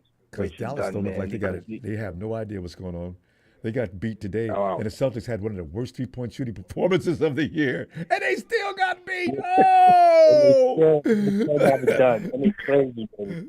It's crazy, baby. So, Robert, man, thanks for taking my call as always. J-Dog from Boston. Peace to everybody, man. Boston in the house, man. And I love y'all, man. Hey, peace, faithful. I see y'all at the game, baby. I'm going to Minnesota. Baby. Show up, baby. Drinks on me, baby. The beer's going nice, baby. I got you, baby. Yes. Get back to us, give more details, J-Dog. All right, fam. Talk to you later. All right. Peace, man. Peace, yo. Peace. Hey, Ronbo, I'm ready now. And Big Show has ready. Big Show. Come on in, man. Hey, what's up, Ronbo? How are you? Oh, all right. Off season, like we always do. Because you don't know what you sort of remain in a fog, in limbo of which way to think. You can't get too happy. You can get too sad real easy if you let it happen. But just show some of the things I mentioned tonight. That's why it's always. I'm sorry. Go ahead. Go ahead. Well, go ahead. I'm sorry. No, I'll say some of the things I was mentioning as far as the Kyle Shanahan. Kyle Shanahan, you either hate him or you love him. You notice that? Nobody just likes or tolerates Kyle. They either say really bad things about him or they say good things about him. So where are you at on Kyle? The quarterback situation, Brandon, I didn't even need to ask you about Brandon. I already know fully, but you can tell everybody else. Yeah, I was going to say. And the run game. God, but I'll answer all of those. I'll answer all of those questions tonight for you. As far as Kyle Shanahan goes, J-Dog is actually a pretty tough act to follow. I got your back, Phil. Thank you, Steven. But to piggyback over where he left off, what do Mike Tomlin, Kevin McCarthy, Sean McVay, Andy Reid, and Doug Peterson have in common? They got Super Bowls? I'm sorry, Mike McCarthy. Yeah, Mike. Yeah, there's your top 5 right there. Right. As far as the current NFL coaches goes. This is a results-oriented business, and you look at their overall body of work and how they earn those Super Bowls throughout the years they've been coaches. There's your top 5 right there. You don't just throw Kyle Shanahan in there in the top 5 just because he's been making 2 Super Bowl appearances every other year and losing them both. Like, that doesn't qualify to be a top 5 coach in the NFL. In my book, this is a results-oriented hardware. If you don't have any hardware to back up being a top 5 coach, then you don't belong in that top 5. I'm sorry. That's just the way it is. Yeah. Whoever made that list needs to be fired from their job. And so you make a good point about McCarthy, because over in Dallas, they've had winning seasons stringed back to back to back. Yeah. 3 years? How long has McCarthy been there? I think going on 4 years now. Yeah, they've won every year he's been there during the regular season. Oh yeah. And that's as far as that subject goes, that's your top 5. Those are your top 5 coaches right there, because you can't just be thrown in there just because your last name is Shanahan and because you've been to the Super Bowl, made appearances 2 times, and granted you did rebuild this roster, which is great, he did a great job at doing. He is a great X's and O's caller. He's a great scheme caller. He's great at scheming guys open, and that's where he deserves to be in the top 5 at. But as far as head coaches goes, absolutely not. Well, let me just ask you this about that: would you trade Mike McCarthy for Kyle Shanahan? I mean, Mike McCarthy. Yeah. No. I'm trying to get younger at head coach. I'd rather get Benny Johnson out of the Detroit Lions, an up-and-coming young head coach who's worked his way up the ranks, starting as a wide receivers coach, then tight ends coach, or assistant coach, a wide receivers and tight ends assistant coach. Then he's worked his way up to offensive coordinator. He worked his way up to offensive coordinator and so on and so forth. And he's helped turn around the Detroit Lions, which I think they'll be in the final 2 this year. And they're a pretty young and up and hungry coming team too. We got to keep in mind they shared the same record with us last year, 12-5, along with I believe 2 other teams. So it's not going to be a cakewalk this year. Granted, because we have a lot of players who are getting older. One of them is not currently happy with his contract situation right now, which I'll get into in a minute, i.e. Brandon Ayuk. And we have Trent Williams now wanting more money. He didn't have any guaranteed money on his contract left this year and last year. And so he definitely deserves a raise over Brandon Ayuk and an extension for at least 2 more years over Brandon Ayuk. Because he's the second most important position on that field. I agree. He is the highest on the priority list as far as getting players paid. And also keep in mind, we have yet to sign Ricky Pearsall's rookie deal, 4-year deal, and his guaranteed money is going to be coming off the books. And there's a 4-year contract that we have to sign still. Those 2 are going to get paid before Brandon Ayuk. Yeah, but Ricky was picked at what position? 30? Was it 20? 31. 31, right? Because we're 31, of course. Yeah, we were picked 31. Yeah, it won't be grand theft but still. He's going to get. Oh well, Brandon Ayuk was drafted 25th in 2020. Yeah. And that was $14 million, and that's going to be the ballpark of where I think Ricky Pearsall is going to get paid. Because it's went up since then. So yeah, it's not cheap. Yeah. No, it's not. And I don't even know if the rest of the draft class has been signed yet either. A few people have. Well, they've mentioned them. I forgot. They signed right away. Usually, everybody but your first and second round picks sign right away.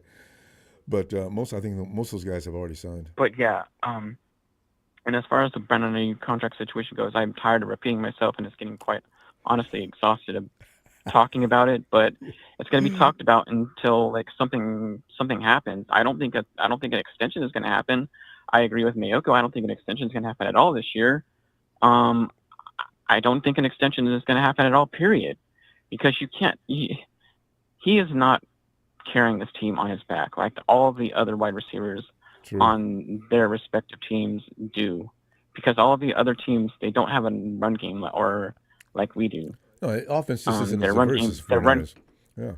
No, their run game is serviceable, yes, but it's not a heavy is that the word eccentric team like we are? Yeah. And that where Christian McCaffrey was offensive player of the year last year, and I believe he'll be that again this year if Justin Jefferson or Jamar Chase doesn't break out this year. Or Joe Burrow has a healthy year and stays healthy. Look out for Puka. Stays healthy. And Puka, there you go. I was just kidding. But he don't forget, he was a good player last year, though. Don't forget, Jamar Chase and T. Higgins and C.D. Lamb still have to get paid. And that's going to inflate the wide receiver. Yeah. That's going to inflate the wide receiver market even more and drive up Brandon Ayuk's price even more, which will drive him out of town. Yeah. That's just the bottom line. And so you make a great point because Brandon Ayuk it's the thing about he doesn't have to sit there and listen to the 49ers problems, and most players in the NFL are not going to do that because their agent won't allow it anyway. So the 49ers have to do something here. I don't know what they're going to do, but you can't. Are you going to let him play on the 5th-year option and just play and be quiet? It's not going to happen. Yeah, I don't. He's starting to become a diva in my book, to be honest with you. So I don't know. I don't know if he'll accept that proposition. Oh, he will not. He'll go out there, be lollygagging, and he'll remind you of Dante Pettis running away from passes. I read that they're $4 million apart, and that's a large number for a wide receiver. Oh, I didn't know. And if they're $4 million apart and no contract negotiations have intensified, then that's not good news for Brandon Ayuk as far as being a 49er for a long, long time to come. So no wonder the Steelers are running around saying they're confident we'll make a deal with the 49ers to gain Brandon Ayuk. I thought they were just talking trash. And if the Steelers want Brandon Ayuk, then I would demand the ceiling is obviously a first-round pick, and I would give us Pickens, who is still on his rookie deal, and the floor is a second and third round pick next year. And also, we need tight end depth on this team because what's his name, Thomas is not the long term answer as the tight end number 2. I don't even think he's going to make the team, the 53-man roster. 32 going on 33, and he's got a whole load of injury issues that he had with the Commanders and throughout his entire career. And then depth after that is a joke. It really truly is. And once again, Kill's gonna have to be carrying this team on his back in the tight end room. And so we're screwed. We lost out on the deal to Brock Wright because the Detroit Lions matched our offer, and we should have knowing that we were going to have this amount of cap space. Now we should have upped the offer even more to retain Brock Wright because he was only 25 years old and he was up and coming too. Well, how much more would you have to go? And so, because no matter what, I think Detroit was just seeing what he would get, and that's where they set their figure. So when he comes back, okay, we'll give you that, no problem. We probably would have gave you more, but never mind. But yeah, that's the game they play. Same with Jawan Jennings. Recap. And somebody offered him $1 more million or $2 more million or whatever. 49ers would have signed. I showed you a TikTok video. I tagged you in a TikTok video that was completely a parody account, but it gave you the gist of the situation. Like, they gave a $4 million raise to Christian McCaffrey before Brandon Ayuk, and also extended Jawan Jennings and drafted 2 wide receivers in Jake Cowling and Ricky Pearsall. That should be the writing on the wall right there that Ayuk's days are numbered. That was all the money they needed to pay Brandon. I know, right? Brandon knows it. There you go. Like, wait, what was that, Steven? Go ahead. Wait, Steven, what did Steven say? I said, who's MVP in the Super Bowl? I forgot. Who was MVP? I think his name was Jawan Jennings. Yeah. We got third and Jawan, who stepped up big time. We got to go, show. And Brandon Ayuk was invisible that game, so. Oh, wow. Yeah. He's sort of decoy. It's a sticky situation we are in right now. I know. It truly is. And Trent Williams will get signed before Brandon Ayuk because he is the second most important player on this position, on this team. If not first. On this. No. Nice. All right. Shout out to everyone. You all take care and have a great night. Stay safe out there. You too, Show. Appreciate you. See you Tuesday. Night, fam. Cynthia, I never acknowledge you because I don't get to see you very often. I should never ignore you. Hi, Cynthia. How's everything? And hey, Tony. Hey, Ronbo. Well, Tony, here we sit, brokenhearted. Tried to, but only. You got that silly vibe in Australia as well. You know what? It's pretty much what's going on with the 49ers because you know what? This thing in the off season with we're gonna pay him tomorrow. Nah, let's. What does he want? No, that's $4 million too many. Let him simmer down and maybe he'll come to his senses here. Listen, I'm going to Cabo this weekend. You want to go? The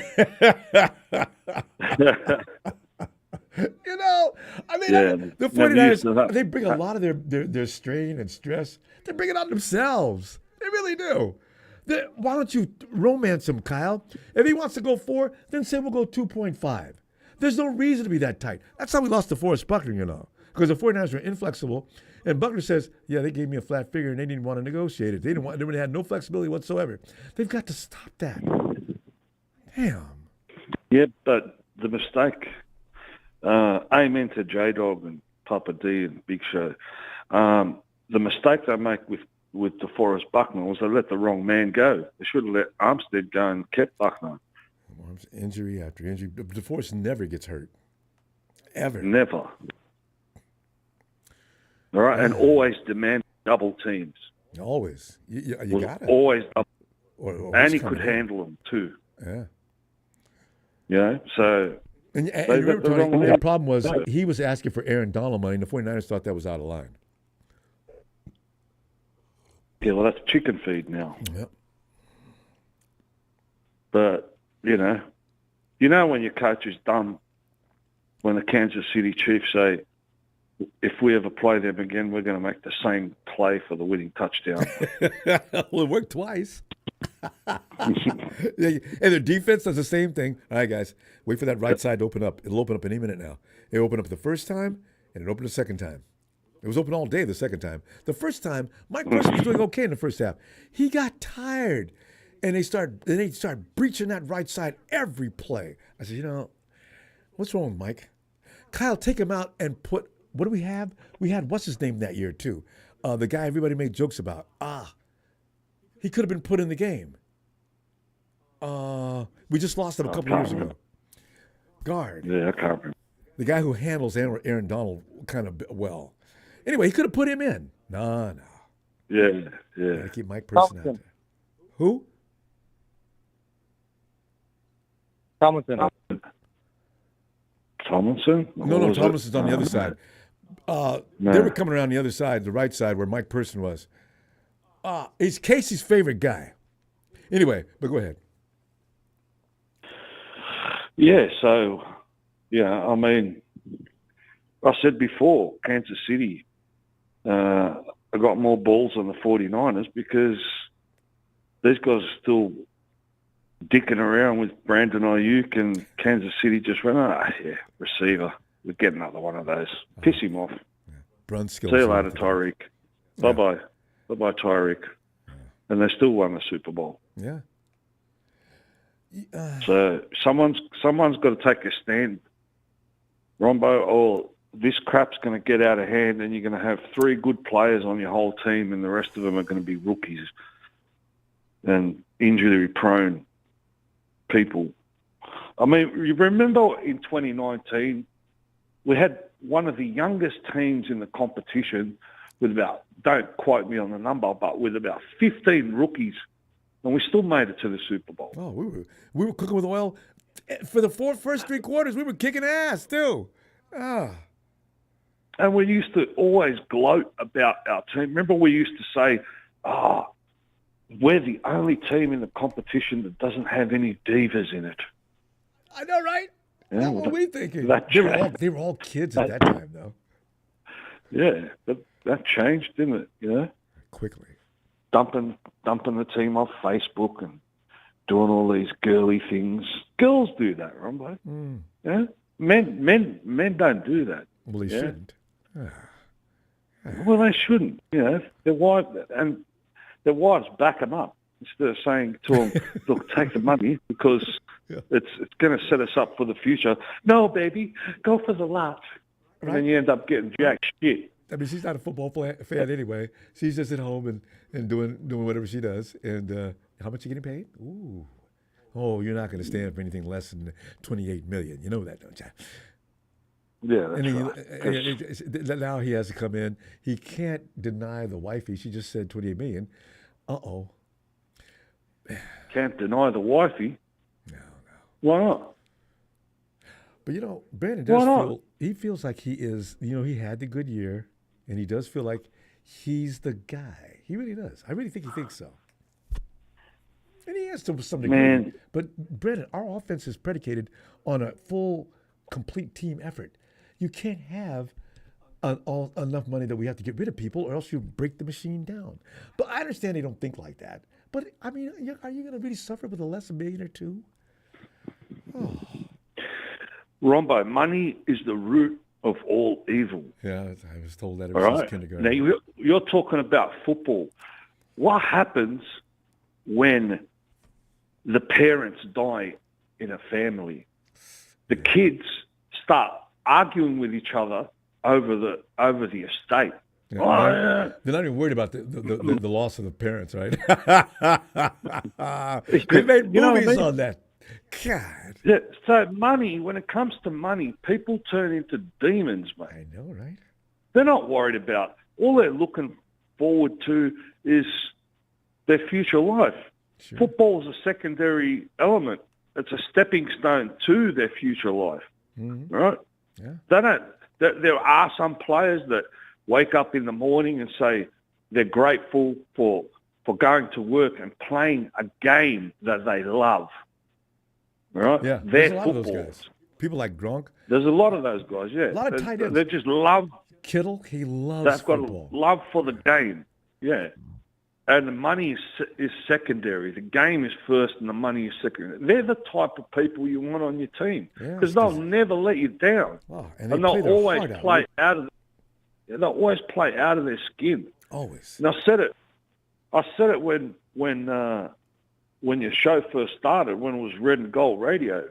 Mm-hmm. Give me a dude out of the Bronx or the projects or something over some rich arsehole kid any day of the week, mate.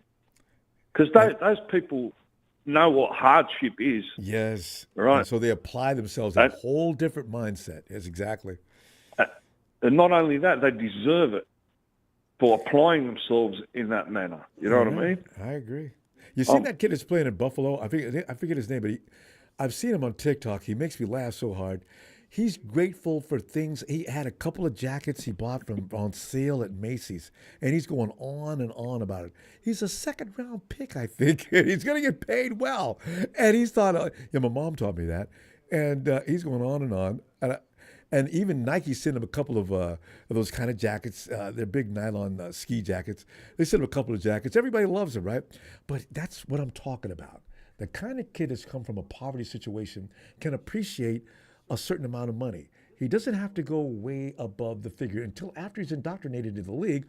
And then people say, how much you getting paid, man? Oh, I don't care, man. I'm grateful for anything I get, right? He's that kid. And the other guy tells him, man, don't you sell for anything less than 28 mil. What?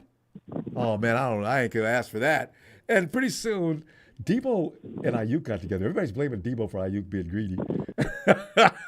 They might be right, too. No, I don't buy that. You know, maybe. It's like, people, like you said, Ronbo, people get poisoned. If you really want to know what humanity is supposed to be like, right? I really wish. Go to a kindergarten school and watch all the kids playing together. Yeah. Right? Isn't that amazing? The kids, they don't give a shit whether they're black, white, green, yellow, how much money you Chinese, got? Japanese, Mexican, how much money you got. That's what the world is supposed to be like. Those kids are the way humanity is supposed to be. The definition. And the reason why innocence. they are the way, the reason why they are the way they are is because they haven't been poisoned yet. I know. Right.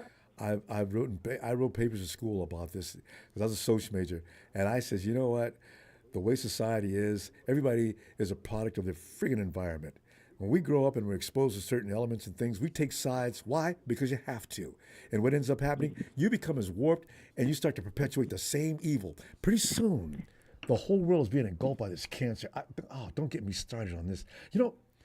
But this can also be applied to the NFL, though. Easily controllable. Yeah. I mean, humans are humans, and they figured them out. The football stadium is a big arena, and I don't know, but like J-Dog said, I believe we've got one more year after this year before the window closes. Kind of. Because I hope we do, because the Super Bowl after this year is going to be at Santa Clara, and I would love to have to be in a home winning Super Bowl. Damn. Can they? They can stagger. I don't know, Tony. We're having too much fun. We got to go. Let me. I'll see you Tuesday. The football's becoming really fun to talk about now since we haven't got any games, but we're still whining. At least I am. Yeah. Well, Carl Shanahan needs to have a look in the mirror, a good long look before the season starts. I'm gonna bring this question back up to you because we didn't get to that, and I love hearing your explanations as to what's wrong with Kyle Shanahan. They become entertaining. Tony. All right, brother. I'll see you Tuesday. Shout out to everyone, and see you in the next chapter. Looking forward to it. Cheers, Tony. Cheers, mate. And here he is. He's Steven. Steven! Ronbo! Steven! Man, Ronbo. Okay, you already... Everyone put on their Sunday best. What? Because everyone's taking everyone to church today. I see people preaching left and right about how good BA is, how good Debo was, and how good he isn't. It's like I'm in church again, Ronbo. We all put on our Sunday best to look good. Yeah. But at the end of the day, stats don't lie. Don't forget to shine your shoes. Right. Yeah. Do people shine their shoes anymore? No. Hey, I still do. Yeah, you go ahead and get your athletic shoes. Guy can have a $1,000 Armani suit on. You look down at his feet, he's got on a pair of Converse or Nikes. Most money. Just look at Jordans. Jordans cost as much as any pair of Bali shoes or anything else you get, too. My God. But, Steven, you know what?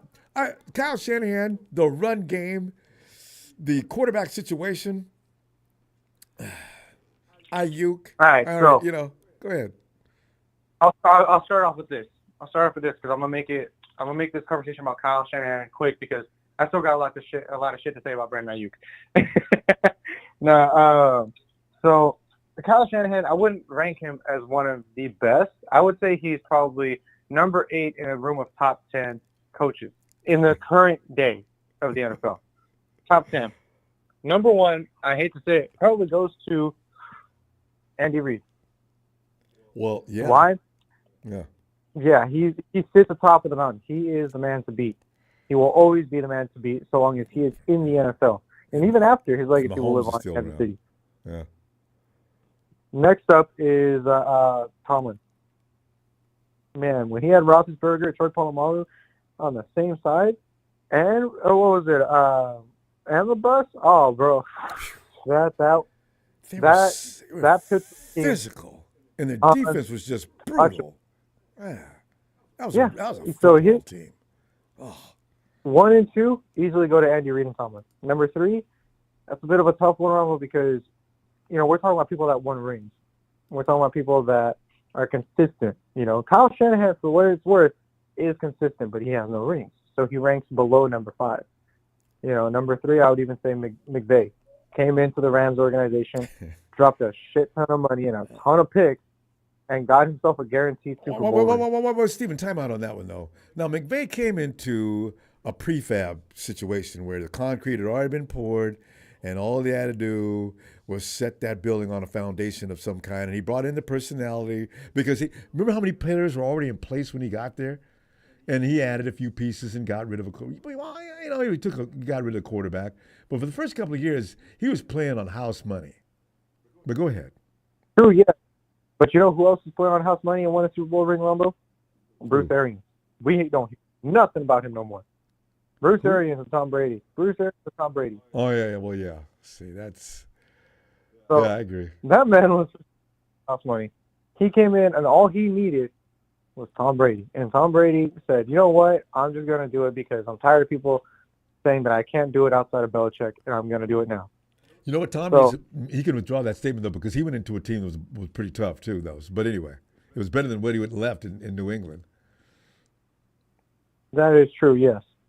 But, like I said, Kyle is number 8. On my list, he's number 8. Only because he's consistent. Regular season wins, he's phenomenal. We made, 2 Super Bowl appearances? He's made 3, technically. Niners made 2 with him. And, we've got some NFC championships under our title, and we've made it to a couple of NFC championships in between.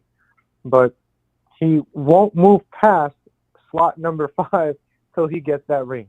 Until he gets that monkey off his back, then I will say, I think everyone in the collective whole will say he is number 5. He is top 5.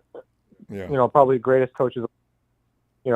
Immediately, I would insert him in front of McVay, though, because McVay is sitting there number 3 because he's got that ring. But still, McVay, Kyle outcoaches him every time he sees him.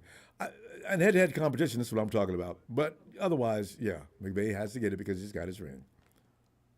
Yeah, he's got his ring, and he dusted us in the championship, which I'm not happy to.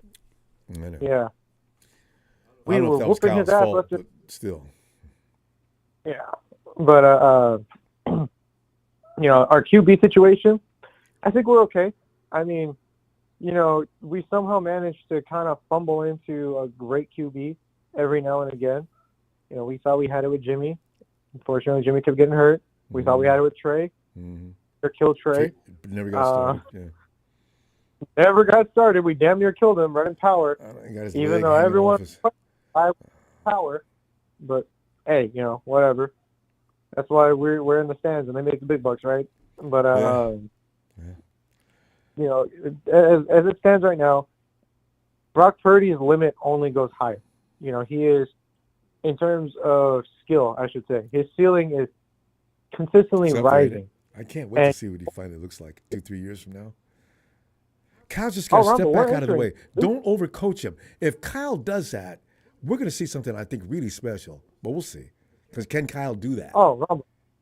If he won't back up. He won't back up unless Brock finally, unless the locker room as a whole collectively stands up to Brock Purdy, because Kyle's not going to sit the whole first team out. Just for saying something. He's not going to sit the entire bench, right? No, but you got to be careful. Kyle. He'll make you sit down. Kyle has no problem putting you on that bench. He doesn't care who you are. Look what he did to Danny Gray. Look what he did to Ronnie Bell. And prime example of my next topic, Brandon Ayuk. Look at what he did. He didn't do it not once. He did it twice. In the beginning, he realized he had too much talent to put in a doghouse. That's how come him and Brandon finally had that talk. That was pretty funny. Kyle finally knew when to back up. Yeah. But, it sucks to say this, Ronbo, because it's like, Brandon Ayuk does put up some decent stats. I know, what was it, 2 nights ago, I came in, and I was like, oh, yeah, this. And I mean this wholeheartedly. BA, unfortunately, is probably the lowest one on the totem pole in terms of contract signing. Because Niners got to worry about Trent. Niners got to worry about Brock. Niners got to worry about who else is coming up on a contract extension. We already signed Christian McCaffrey. We got Deandre Lenore. We got some cornerbacks. We got Mooney. You know what? If 2-3 years, how many years? Let's say 2 years ago when Debo got signed, had he been in that position at that time, Debo would be the one in trouble right now if he reversed it, because now they don't have any extreme cash like they might have then, or surplus money, should I put it that way. They don't have any surplus right now. They got to really be careful here as to what they're doing, or we enter into Ramsville. And God knows I don't want that. Exactly. Hey, even worse, we could probably enter into Detroit land, where they had to pay Megatron so much money even after he quit the league. Well, the thing is, I'm talking about the exodus of people that you got to let go. They're not cap casualties. They're, my God, 3 and 4. Rams had guys leaving every other day. The parking lot was just, they had to have it attended to help with the traffic flow of people leaving. My God, they lost everybody. It was bad. That's the last thing we want to be at, is having, living beyond our means. And unfortunately, Brandon Ayuk might be that cap casualty because, in his current seasons, this is the only season he's actually made it over 1,000 yards. And when I was kind of comparing on his, wide receiver class, let's say T. Higgins. Oh, T. Higgins, is on a shitty team. But look at who is on the opposite of him, Jamar Chase. Both of them, Ronbo, have 1,000 yards. 1,000-yard seasons, Ronbo. Higgins Both of them. Higgins has never been on a shitty team since he arrived. How many years has he been in the league? I mean, wasn't Burrow over there first? Yeah. He got Burrow took first. out a year. And then look at Justin Jefferson. He had Adam Thielen next to him. He had a collapsible offensive line worse than the Niners, and yet he was still recording over 1,000 yards each season. It was Thielen and one other guy too. Yeah. A tight end. Look at the Cowboys, Ronbo. Look at the Cowboys. I hate bringing up Cowboys. I hate Dak Prescott. But you know what? CD Lamb was what kept that team in the competition. Yeah. Him and Van Der Esch. Yeah. Ronbo, if we're comparing that draft class, Brandon Ayuk, unfortunately, is probably he's not the lowest, because there are some receivers that are no longer in the league, or if they are in the league, they're on the practice squad because they suck that bad. But in terms of top-tier wide receiver core, Brandon is at the bottom. No, wait. It sucks because it's like I just want to bring up one thing, though, versus CeeDee Lamb. CeeDee Lamb played a bigger role in that offense than Ayuk does in the 49ers offense, right? Because CeeDee was out there. He was like the only weapon on a lot of different occasions. So Brandon's got a host of fiends around him. So that's why he gets to eat, but he doesn't get to eat the whole plate. So true, yes. But then, my point goes back to T. Higgins and Jamar Chase. Yeah. You got 2 phenomenal wide receivers and a great quarterback, and they still recorded over 1,000 yards. Which might be the case this year, it's like, actually. But Brandon's got to be a happy man. We'll see. And my thing is that, he can't come in thinking that, I did this, I did that. The one thing that kind of rubbed me the wrong way after the Super Bowl was, "Don't forget what got you here." And that was the last thing he said. And I'm like, you didn't have to say that. Right? You didn't have to say that. Now, that's going to 49ers shoot are you in the waiting. foot. I believe I Yeah, they were I waiting. agree. That's why the 49ers said, is that what he said? Okay. Well, we're going to see about that in negotiation times. We'll make him feel a little bit less than he's feeling because his head's gotten way too big. We got to go, fam. Yeah. I tell you what, I'm going to see you Tuesday, and let's see what else develops in Dramaville.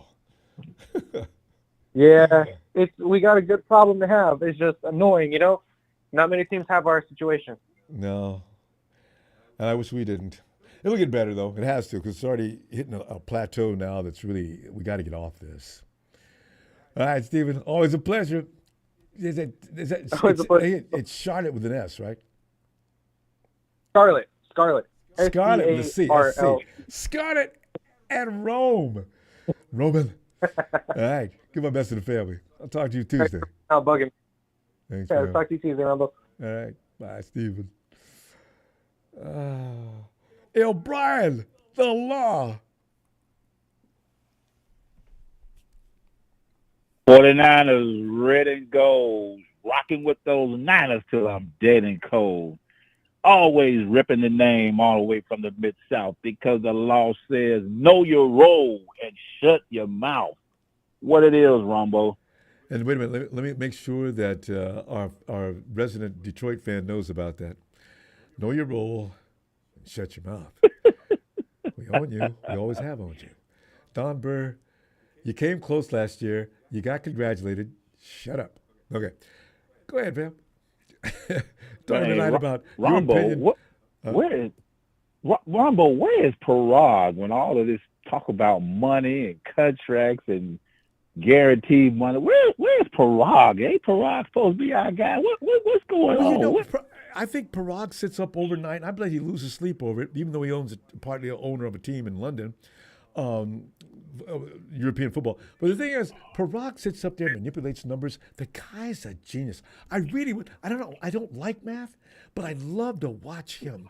And if he can explain what he's doing and why he's moving this number here, in order this is going to be team friendly, because his whole thing is satisfy the player and make that team a team friendly deal so the team could still survive as well, right? So when he does that and comes out with these numbers, there's always some little fine print here and there. There'll be one passage or two that causes a problem, but for the most part, the numbers are in line. So if he'll sign this, we'll be okay. That's why we're able to sign so many all-pro players up to this point. I'm proud of Parag. That dude's amazing. Yeah. So I don't know what he's trying to work now, but he might be up against the wall. This is tough. So, yeah. So, and didn't I bring this thing up? Didn't I talk to you about this thing the other night when I was talking about out the blue, like CMC out the blue? He was crying broke, and he didn't have no more guaranteed money. Now we got to collect bottle cans to get money for Trent Williams. I know. Somebody, right? And I'm hearing this right now. Now Trent Williams is broke. Well, they're not broke, but they feel like they ought to be compensated a little further. Trent didn't have any. I didn't even know Trent didn't have any guaranteed money last year, and he doesn't have any for next year. So Trent has to depend on Trent. But like you're saying, I don't know. Trent is on the way out the door, so why are we even? Well, see, that's what I'm thinking. He's on the way out the door, so come on.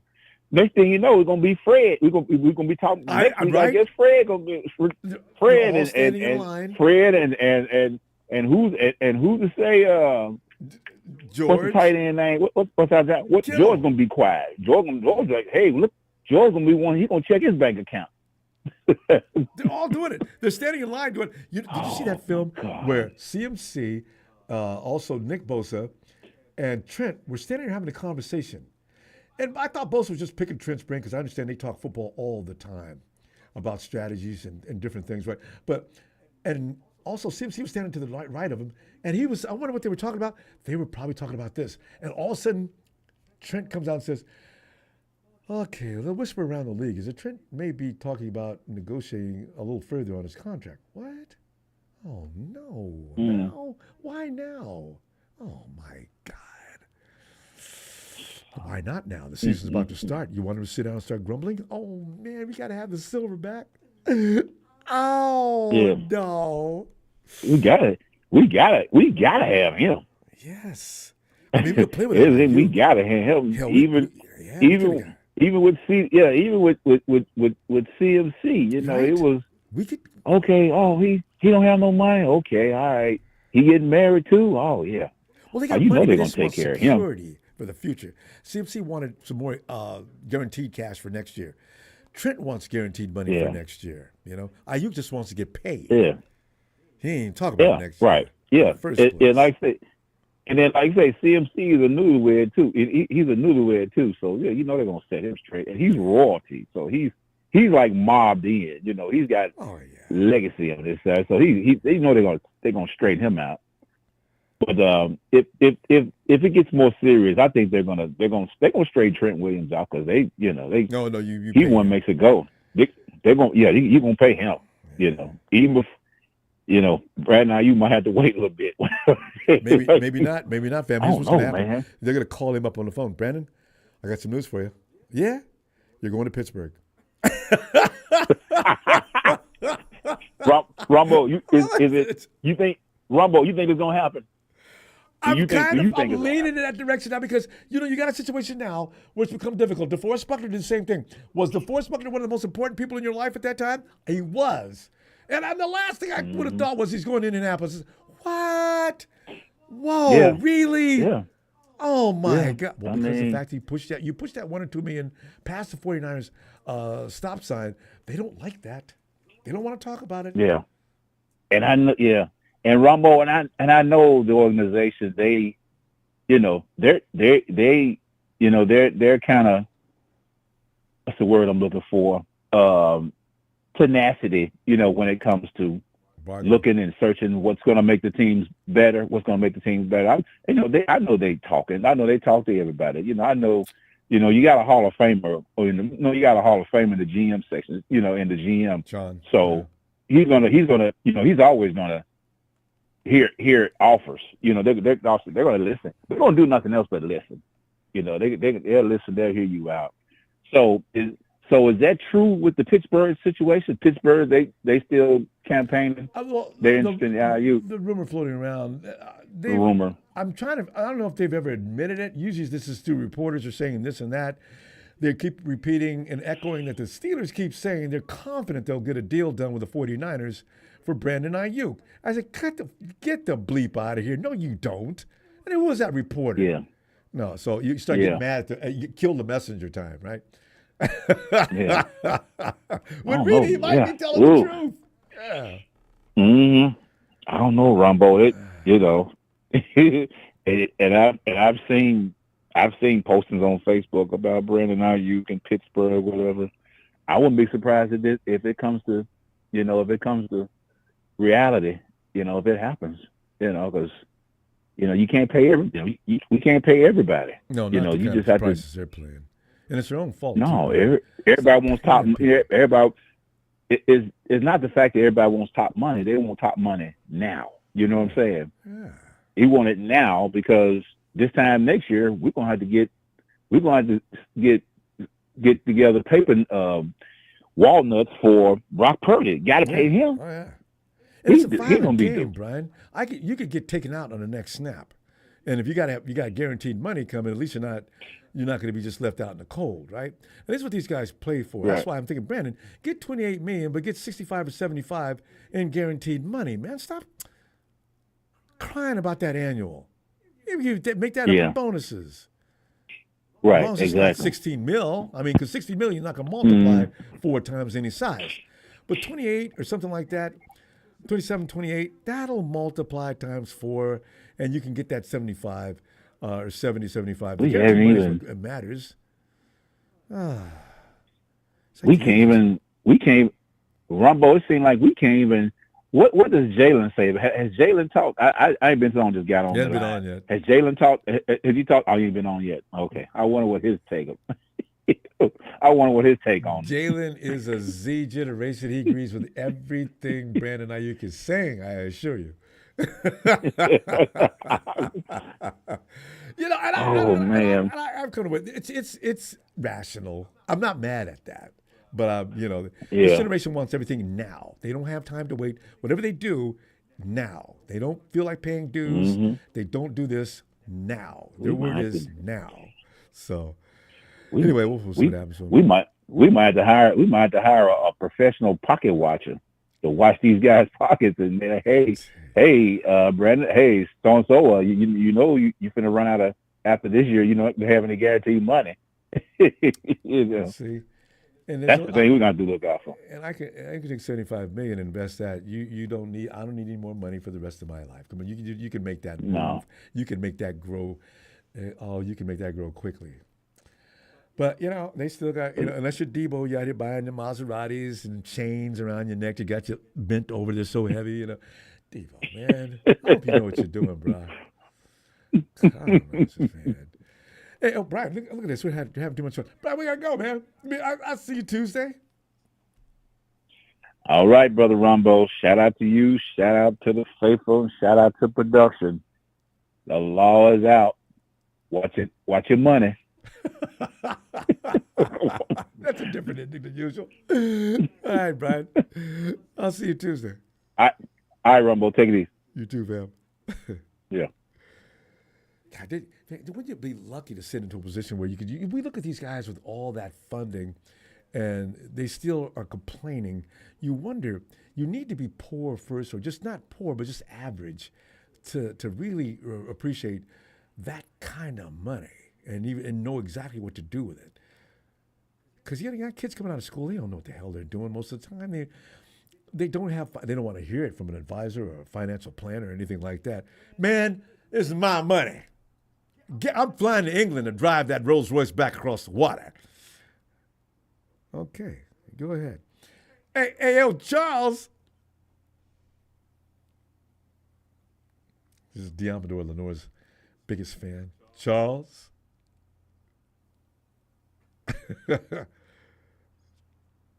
Charles. Yeah, Jimmy, that's materialistic, buying useless things. Just it's all aesthetics, Walking around, you see those new glasses with the Jaguars on the side. Oh, what are those made by? Those glasses are, I think, some high number in the hundreds of thousands, right? Can you imagine wearing sunglasses like that? And what you do in a certain place, pop them babies on, and everybody looks at you like, whoa! Those got to be fakes, right? Why would I buy fakes? Hey, yo, Michael. Hey, Rob, how's your night going, buddy? Congratulations to the Celtics. Up 2-0. Yeah. 2-0 Celtics. Tell you guys, everybody thinks the Celtics are going. They didn't have the best game. That was a very poor game for the Celtics, and they still won. A lot of my friends are saying congratulations on your 30Ks. I told a lot of my friends. I told Steve Young's brother about it. He said, "You're right. He's gonna let his brother Steve know about it." Yep, Steve Young's gonna know about it. Well, thanks. Yep, I told him tell Steve to join his broadcast when he goes live, so he's gonna let his brother know about it. So maybe you see Steve pop in here, Steve Young. That would be fun. So Rams fans, watch out! Don't mouth off to Steve. Steve will tell you where your Rams fans will go. Steve always got a lot to say too. Steve, I love when he talks. You ever see about KNBR or hear him on KNBR? Steve is entertaining when he talks football. I think SpongeBob shows does better viewing than you're viewing. My brother calls him Romero SpongeBob SquarePants. Jimmy's right. We've been there 30 for a while now, but I'm still grateful. So I told him, definitely not. But the 49ers, man, were you? Hey, Michael. It's just like the winning game, right? Michael, give me. I don't. You've talked about Kyle, I think before. What Kyle Shanahan? He's ranked as one of the top. He's ranked in top 4. Actually, he's number 4. He's in the top 5 of coaches in the NFL. Do you agree with that? I don't know if I give him top. Well, top 4 if he doesn't win the Super Bowl. Yeah. Now Belichick, yes, but there's other old coaches in history that could be above him. I mean, I know Belichick is the top. I know Belichick should be number 1. Well, yeah, Belichick's like, yeah. I mean, well, if you got to win history, you got to also. If he could have won those 2 Super Bowls, yes, but the Super Bowls killed him. You know? Yes, you made it twice, but you lost them twice. You know? You're supposed to win them. Yeah, you can't be That's losing the tough that part, every time. You know? And I have a feeling, like you said, if Kyle does step down, there's got to be somebody behind the scenes that we might have as the next head coach. It's got to be somebody as a backup ready to go, just in case. You know? There's always a plan B. You never know. There's always hey, any coach would take the 49ers job. I don't think any coach would, step away from them. They'll go for it. Shoot, they got a good team. That's a lot of, Brian. I mean, Michael. Actually, that's kind of a scary thing. You know, what's the Connecticut UConn coach basketball? Oh, the guy he was going to go to the Lakers, maybe Hurley. Yeah, he's going Hurley, right? Hurley, I like a lot of. Did the final deal? Yeah, they're giving him a deal he can't refuse. But can you imagine? You got to go to a place like Boston, L.A. As far as basketball goes. These are the meccas of basketball. Chicago, New York. Or New York. Ronbo, it's like going to New York. That's like you going to be a coach of Yankees. You can't got go in pressure there, up the Yankees. right? You can't go in there and lose. Yep. And that's a lot of pressure. Either. Yes, a lot of New York. New York, Boston, L.A. That's pressure. Dodgers are pressure. Yeah. Yeah. But I'm hoping that Kyle doesn't go right away. I just hope that he can get it. I believe he could. If he does the right thing, somebody's got to sit down with him, like his father and others need to sit down and tell Kyle, "Come on, this is your chance. You had two chances to win it. You better You better win the next one because you don't want to be like Buffalo Bills." Well, the thing is, Kyle. Don't get me wrong, I do like Kyle. I like him. He's a good kid. Yeah, because the thing is, I like him. Michael, do you think that every game we've lost, as far as the Super Bowl goes, do you think that it's always been Kyle's fault, though? This is the thing I struggle with. I don't know that those games are exactly all his fault. I can't say it's all Kyle's fault. It also goes by weather, injuries, and also depends on other coaches. There's other coaches besides Kyle that runs that team. And also, some of the things that happened during the game. Players too. Yeah. Mm-hmm. Things happen. Kyle, you can't blame all of it on him. Whoever blames it on Kyle don't know nothing about football. Because the next coach is still going to have things happen during the course of the game. It's all about luck in the Super Bowl. Yeah. I mean, look at Belichick. There's sometimes that they got lucky when they beat the Falcons. That was pure luck. Pure and luck. Like I said, my daughter thinks the Falcons are going to go 12-5 this year, and Tony Wright says that's what he picked. Yeah, they got a good team. Her and Tony Wright must know that together. They must know it. 12-5, right? I can see it. They just didn't have a quarterback. Yep.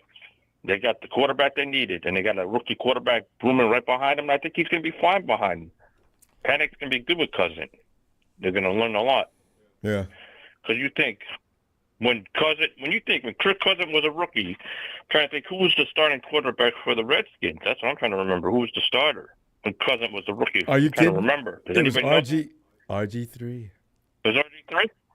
So they had two rookie quarterbacks on the Redskins the same year, huh? Yeah. I thought RG3 and Cousins were both drafted the same year. They did, but RG got hurt. Yep. Remember? Oh, okay. So there was no veteran behind. There was no veteran ahead of him. So they didn't have no veteran. That's why the owner hates Snyder. Hates Kyle to this day. The owner wanted RG3. Kyle didn't. He went and picked up Kirk. And the owner said, "Oh, you're just going to undermine me and go pick up that quarterback with that draft pick." Yeah. Mm-hmm. Kirk did better Kirk did better. Eventually, but that year he didn't get a chance. Yeah, but eventually. Yeah. Oh, yeah. But I just can't wait. Like you said, we're getting closer and closer, guys. We're in June. We're almost near July, August. I think preseason starts in August. So we got a full month of July and a half of June. So, then we get preseason. I can't wait to see our guys out there. Oh, I can't wait. The rookies. I can't wait to see our backup quarterback, Can't wait, man. I can, because, the thing is... I'm excited. I don't want anybody to get hurt. I'm so paranoid these days. Don't get hurt in practice. I'm worried about CMC getting hurt, or my luck, CMC or, somebody else gets hurt. Boza. You don't know. That's a jinx I don't want to face. Yeah.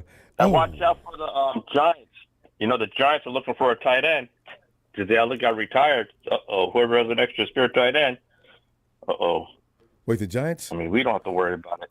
Who's Yeah, playing? Waller retired. Oh, that's right. Waller was playing with the Giants. I saw that. He made it official just a little bit ago, right? So that means, the Giants are going to be looking for a tight end. They're going to be fishing one. So Waller's a jerk for doing that. If you're going to retire before the draft or something. What are you doing? I think his wife plays for the Vegas Aces. She plays at WNBA. His wife. Oh, really? Waller's married to a basketball? Yeah. Still, he could. Yeah, she plays for the Vegas Knights. Yeah, but or still. the Aces. I mean, Aces. Okay, but for WNBA, fine, but, you know that. Yeah, but let everybody know before the draft. You don't need to wait until free agency and everything is over. That's dirty. Oh, I'm going to retire and the draft is over. And the Giants are screwed. Now we're in OTAs. I'm quitting. What? Whoa, what? I quit. You're quitting? Anyway. I don't know. You're only 31. I wonder if he has a concussion issue or something with, something's going on. Yeah, something's could be. fishy. Could be, because he wouldn't have done that.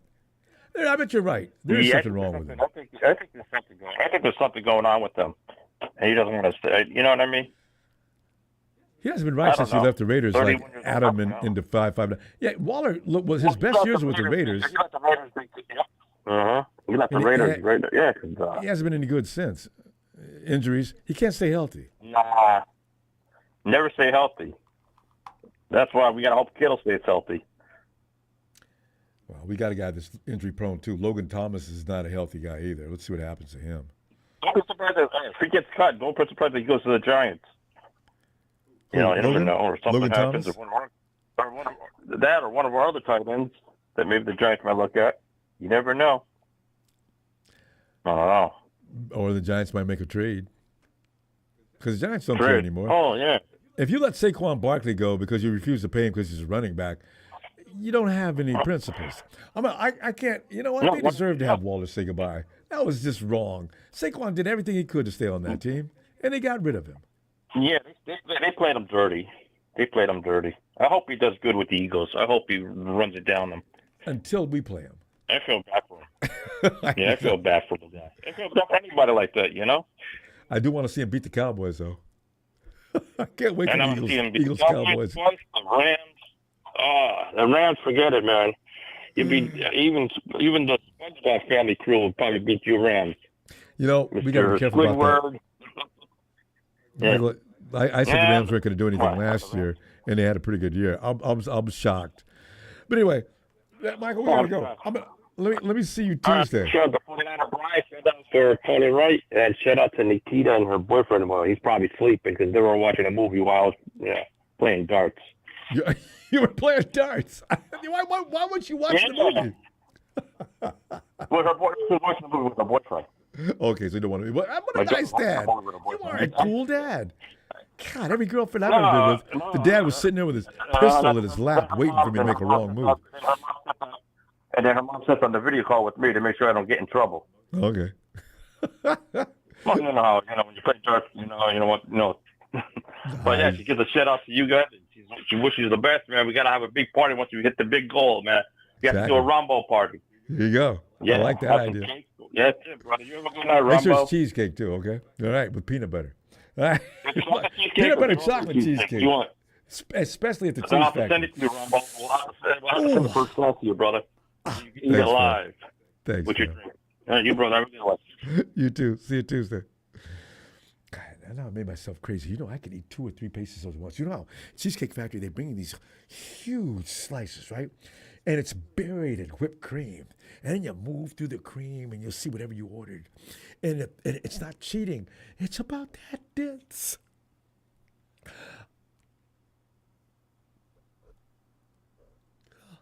Oh, God. Hey, Charles. Let's see if he's back. Yeah, I think Charles might be unavailable tonight. All right. Got next here. It is Ellis.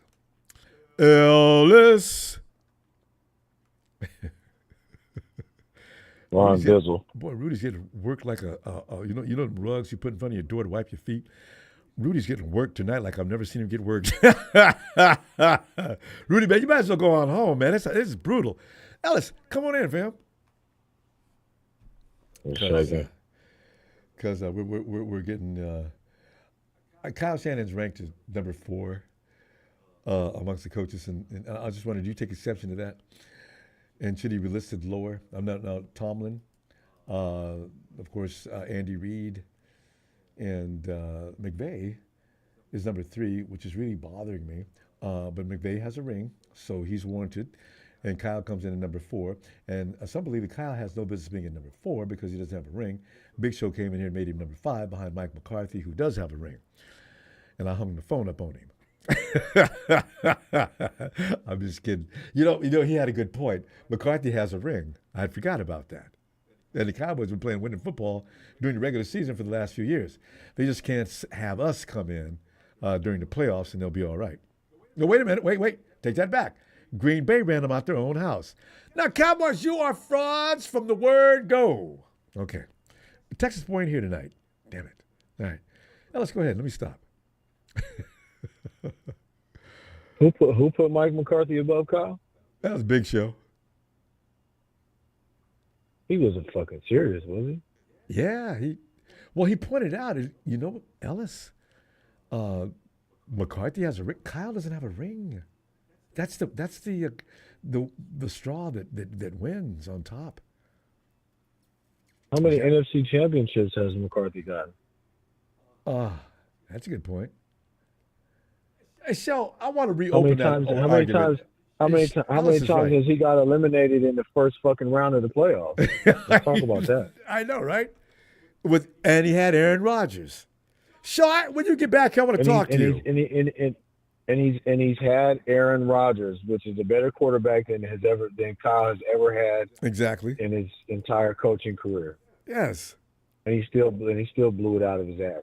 Now, what I do understand is that Kyle has, for all of the winning seasons and the win streaks and getting to all these NFC championships and getting to the Super Bowl twice since he's been a coach, for him not to get a ring and his 3 opportunities in a Super Bowl, that does taint his that could taint the overall outlook of Kyle. But if you're talking head up, Mike McCarthy is not a better coach than Kyle Shanahan. You know what I asked him? I said, would you trade Mike McCarthy for Kyle Shanahan? And he said no. Okay, so there you go. Yeah. I got you there, Shane. That's not gonna work. But the difference between them is one has a ring and one doesn't. But Kyle has way better coaching, attributes, record. Lots. You know what I'm saying? Yeah. Overall, he has, but at the end of the day, that's irrelevant. I would never take McCarthy over Kyle, and he's not a better coach, but he does. Yeah, Ronbo, Ellis is Big Show. Sorry to interrupt you. I normally don't do this and interrupt other people's calls. So smoking mad now. I'm giving you grace tonight, so let's talk about it. I appreciate you. Thank you so much. The reason behind my top 5 coaches is basically it all boils down to hardware.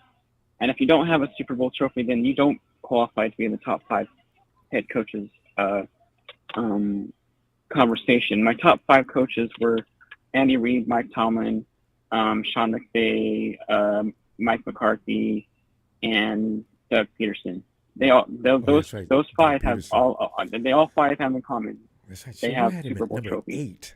Kyle Shanahan doesn't. No, I didn't have him at number 8. Who had him at number 8? But Steven had him at number 8. No, Steven didn't have it at number 8. I would think Kyle Shanahan belongs at number 7 or 6. And until Kyle Shanahan wins the Super Bowl trophy, then he does not absolutely deserve to be in the conversation of top 5 coaches in the league right now. And you have to look at their overall body of work when they were coaches and they brought up the roster. Yes, granted, Mike McCarthy did have Aaron Rodgers, But it took a long time for Aaron Rodgers to get coached up, and like they deserve to be in the top 5 conversation. And Kyle Shanahan is great at X's and O's and scheming guys open and things like that. He did build a great roster and everything, but this is a results-oriented business. And if you do not have a Super Bowl behind your belt, on your belt, then you do not deserve to be in the top 5 conversation as far as head coaches goes. And I'm going to leave it at that and let you guys talk it out. Shout out to you, and thank you for letting me interrupt, and I'll keep listening. All right, take care, guys. It's all good, man. Yeah. Hey, I feel reprimanded. Well, look, that's the problem is that, maybe he was ranked a little too high, just because you got the top 5, everybody should have a Super Bowl ring. You can't, if you're doing top 5 coaches, everyone should have a Super Bowl ring. When it comes to coaching, I agree with that. Yeah. I agree with that. So I get that. I don't think he should be any, it's arbitrary, you know what I'm saying? But, and if you're looking at it as a whole and you take the, you take all of just the personal, everything out of it, you should say, no, all top 5 coaches should have a Super Bowl ring. I wouldn't put Doug Peterson in there, but he does have a Super Bowl ring. I mean, what's Doug Peterson's overall record as an NFL coach? Isn't he with the Giants? I mean, somebody else could fill in for him. Somebody else could fill in for Doug. But Doug Peterson. But listen, but he's got a Super Bowl ring. So it still remains that you should have a Super Bowl ring. Sean McVay is I mean, he beat Kyle to the punch. He beat him to the to the ring. You know what I mean? And he's had, a pretty successful coaching stint. You know what I mean? Ellis, if we're being honest, true, but he just is not very. He's just not very stout against Kyle. But Ellis, let me ask you this: if Sirianni would have won a Super Bowl, now how do you rank him? No. Since you gotta be careful about. He doesn't get top 5. Well, that's what I'm saying. Maybe we have to sit down and actually think about this list. Like when we're on the spot and we're on the show and we're live and we try to go off the top of our head, we might throw some people in there that probably don't deserve to be in there, but they gotta have, even if they have a ring. But but like I said, man, Kyle being, fourth is kind of like, but he can't win the big one. That's going to be the skepticism. That's going to be an arguable, defense for people that say he doesn't deserve this. So I get that. I get that. I get it. I hear where he's coming from. So, but yeah, I wouldn't put Mike McCarthy over Kyle, but he has won. He has won a Super Bowl. And I struggle with McVay. McVay didn't come in and build that team. McVay came in and had the team was already set. He had some great pieces. Yeah. He just had to add a few people. He got rid of Jared, and he brought in another quarterback. But for the most part, his team was already really made. Kyle and John had to build that team first. That took a little time. It wasn't long though. Especially when you start from scratch. Yeah, and Kyle wasted a lot of time and bullshitted with the quarterback position when that should have been equally as important as whatever they were trying to do when it came to the defensive line and all of that. They should have actually been shoulder to shoulder, and it probably should have been the quarterback first. You draft a guy or make sure that you got an official concrete position, a guy to fill in that's a quality caliber quarterback. Not Brian Hoyer. Exactly. Kyle blew it out of his ass when it came to that. I mean, he got C.J. Beathard. He had what the hell was his name that he coached that was at the Texans? Hoyer. Brian Hoyer. He blew at least 2. He blew his first 2 seasons. Yeah, I mean Nick Mullins. And look, I like Nick. I don't think Nick was. Problem. I'm just saying that third. I like him. He had heart, and so did CJ. But you didn't put all your energy and efforts into trying to assure that position was secure, and that's the most important position. So McCarthy had Aaron Rodgers. Aaron Rodgers was already. I mean, he came in quality. He was a top. He was a top pick. So. He was no slouch. Hey, Aaron Rodgers was no slouch. But was McCarthy? He might be an asshole, but he's a baller though. Else, do you remember though? Did Aaron get drafted by McCarthy? Okay, so that means the other Hall of Famer was already in there. That's a good question. Brett? Hey, I gotta go look that one up. I don't remember that. He sat behind Brett. Brett was there. Okay, who was coaching Brett? And that's anybody that Was Brett it Favre, was and then it somebody Holmgren? drafted Aaron because Brett refused to Holmgren? retire. Holmgren. Oh, I think you're right. If I'm not mistaken, I think it was Holmgren. So I think it was because Holmgren came in before McCarthy, right? Yeah, for sure, absolutely. Yeah. Holmgren's an OG, triple OG. Yeah, because I remember I wanted him that year. We were trying to find a coach instead of Tom Sula. They refused to even talk to Holmgren. And Holmgren asked the 49ers, could he take over the team? But Holmgren wanted full, he was like Belichick. He wanted to run everything, though. And the 49ers weren't having it. Yeah. Anyway. Yeah. We got to go. Yeah, but well, shit. Some of my time was taken up with show. What else do we have? We have. Okay, we got. Okay. Well, what else do we have? What else was that we were talking about outside of the? We talked about Ayuk a bit. We talked about him earlier, but okay. Tell you what, because real quick, because we're already 3 minutes over now. Let's go ahead and go because the subject we're tonight is Ayuk, the quarterback situation in the run game, and are we going to be able to stop it this year? I mean, look, Ayuk. I just feel like Ayuk's going to get signed. I don't have any doubts. I don't think they're going to make him. Okay. I don't think they're going to make him play on the 5th, or unless they do. I keep hearing about a sign and trade. That could be something that potentially happens, but that would throw off the chemistry. Yeah. That would throw off the chemistry of the team heavily by doing that. Yep. So I wouldn't advise that, but if that's what they plan on doing, then they're for surely getting rid of Debo. Everybody knows that, too. At the end of the season. Yep. Yeah, that could even be a mid-season trade so that we can actually get something for him. In November. You know what I mean? While a team is desperate and is in need of an impact player, that would be the best time to, break away from Debo and get more for him, because we would get less for him at the end of the season. You know what I mean? In the offseason after this coming season. I fully agree with that. What does Pearsall get his catches though? Because Debo be getting showcased if that's the case, right? Because they want to make sure everybody, ooh, yeah, I'll take some Debo.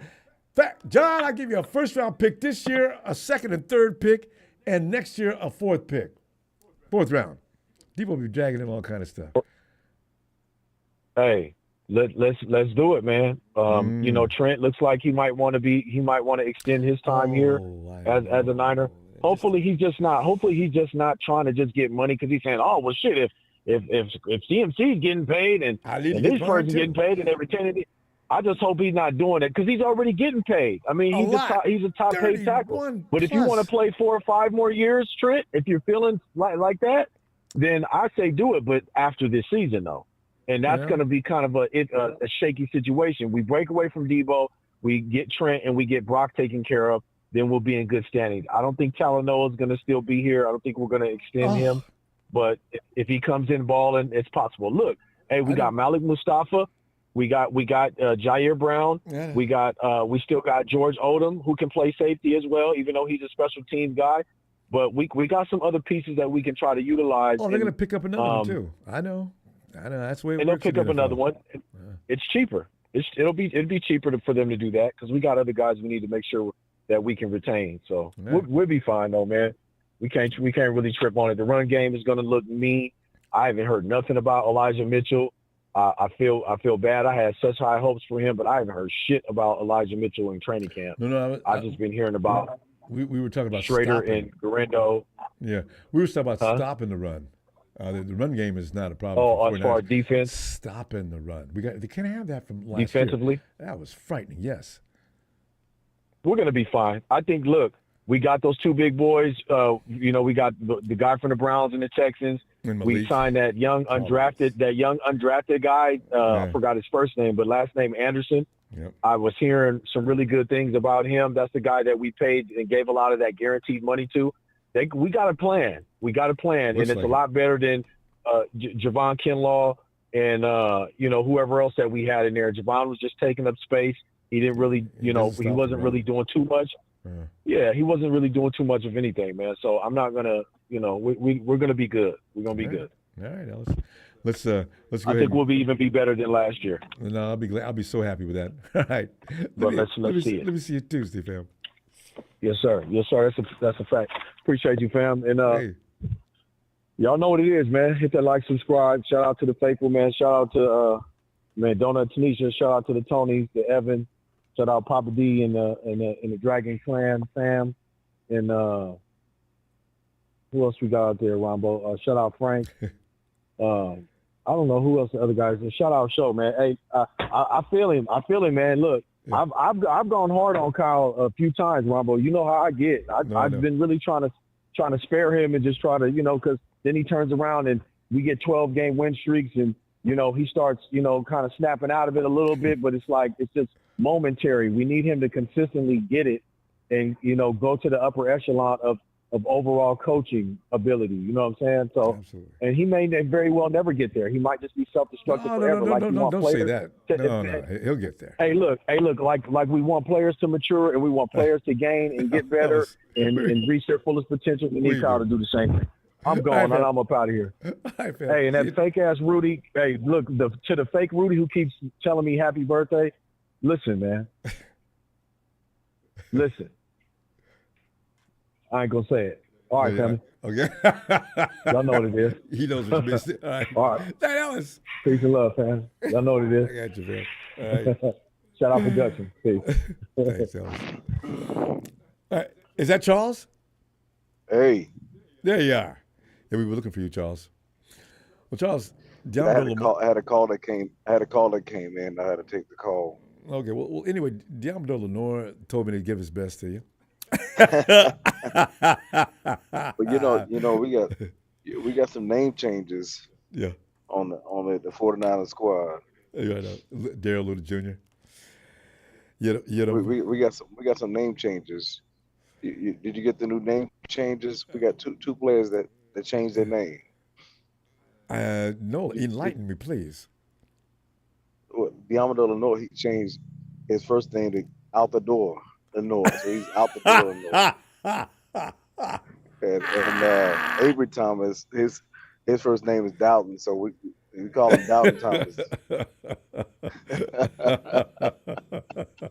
Did you come up that on your own, or did you look up that up and start laughing? No, I know I'm gonna tell that Ronbo next time you start messing with me about Demo. Yeah. I came over there on my own. Man, that's good stuff. Okay. Out the Diamond door. Illinois. It sounds like he sounds like a pianist, opera pianist, opera singer. I know he can play some football. Out the door, Lenore. But Charles, the question tonight is, Kyle Shanahan has been ranked as number 4 by an association, and I want to know, do you feel that's too high, too low, or what? The other guys. Who is he ranked behind? Tomlin,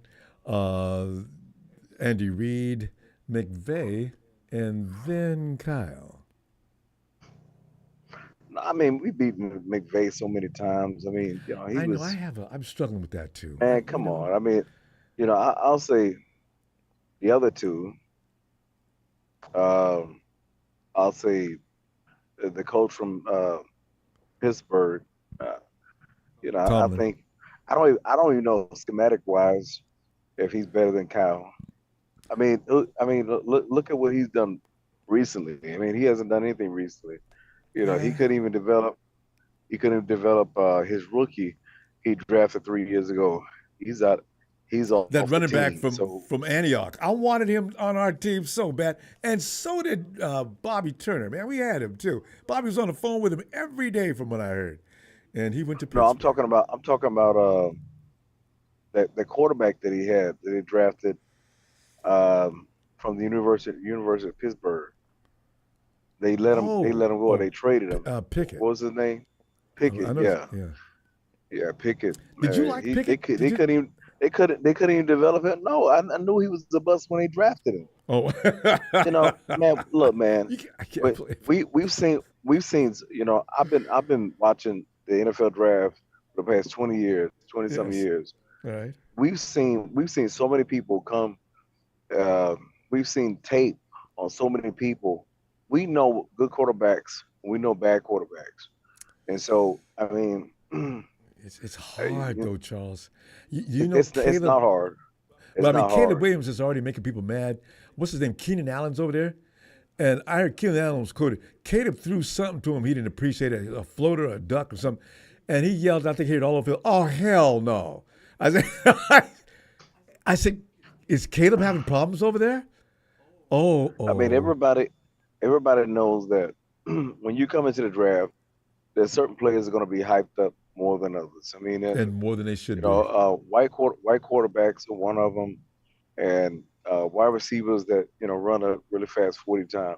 They're going to be hyped up because they're 40 time. Yeah. Defensive backs that run a really fast 40 time, they're going to be hyped up too. So I mean, it's your 40 time always gets you. Yeah, that's true. Chris Culliver, you remember Chris Culliver? He ran a 4.3. Yeah. He was drafted in I think we drafted him in the 3rd round. Mm-hmm. I mean, he was hyped up. He wasn't all that good. He could just run fast. Remember that tall defensive back we had? Oh, what was his name? Oh yeah, I don't even want to say it. He plays for the Rams now. No. Oh, yeah. I'm talking about his University. He played for the University of Colorado. No, he's out of the league now. That tall. No, he's not. No, he's not. He plays for the Rams. Did we draft him? Yeah, we draft. You remember we drafted him he played out of Colorado, and we drafted him in the 3rd round. Yeah, what's his name again? And Rutherford. No. Like Witherspoon. Wait. I know you're talking about this way before. Listen, Charles, this is way before Witherspoon. This dude was athlete of the year. Right? The boy could play, he could run, he could jump, and I know it's Witherspoon. Witherspoon got better since we slayed him, but not. This dude was awful right from the beginning. Had everything you need to be a good cornerback or a secondary player. Can't play worth a damn. Oh, you talking about Mike Rumpf? No. Are you talking about him from University? You remember Mike Rumpf? He played at Miami. He was 6'2". He was garbage. This guy, you know what? I gotta go Google it up. I see which year, because Mike was his last name? Well, Google it. You got a computer in front of you? I don't want to look it up now because I'm gonna have to, if I don't get it right away, I'll be taking up too much time looking for it. But listen, this is the thing about ranking players and things like that out of the draft and the 1st round picks, especially. They will let you down to some degree, unless they're around 25 to 30. Yeah. But Mike Rumpf, he was 6'2". Mm-hmm. We drafted him in 2002. Wait a minute. I think that is him. Yeah. I think we're talking about the same guy now. Oh my God, he was garbage. He was garbage, man. But you remember the guy we picked before him? What was the guy? He was from Ohio State, and I remember they lined him up on Randy Moss, his first preseason game, and he got burned. Looked like a French fry standing there, probably. I was like, oh my God! And before him, we drafted R.J. McQuarters in 90. Yeah, I remember that name. In 98. Oh yeah, man. And remember A.J. Jenkins? That's what ruined Trent. Oh yeah, A.J. Oh man. And you know what? You can't say that name, man. That name brings instant depression.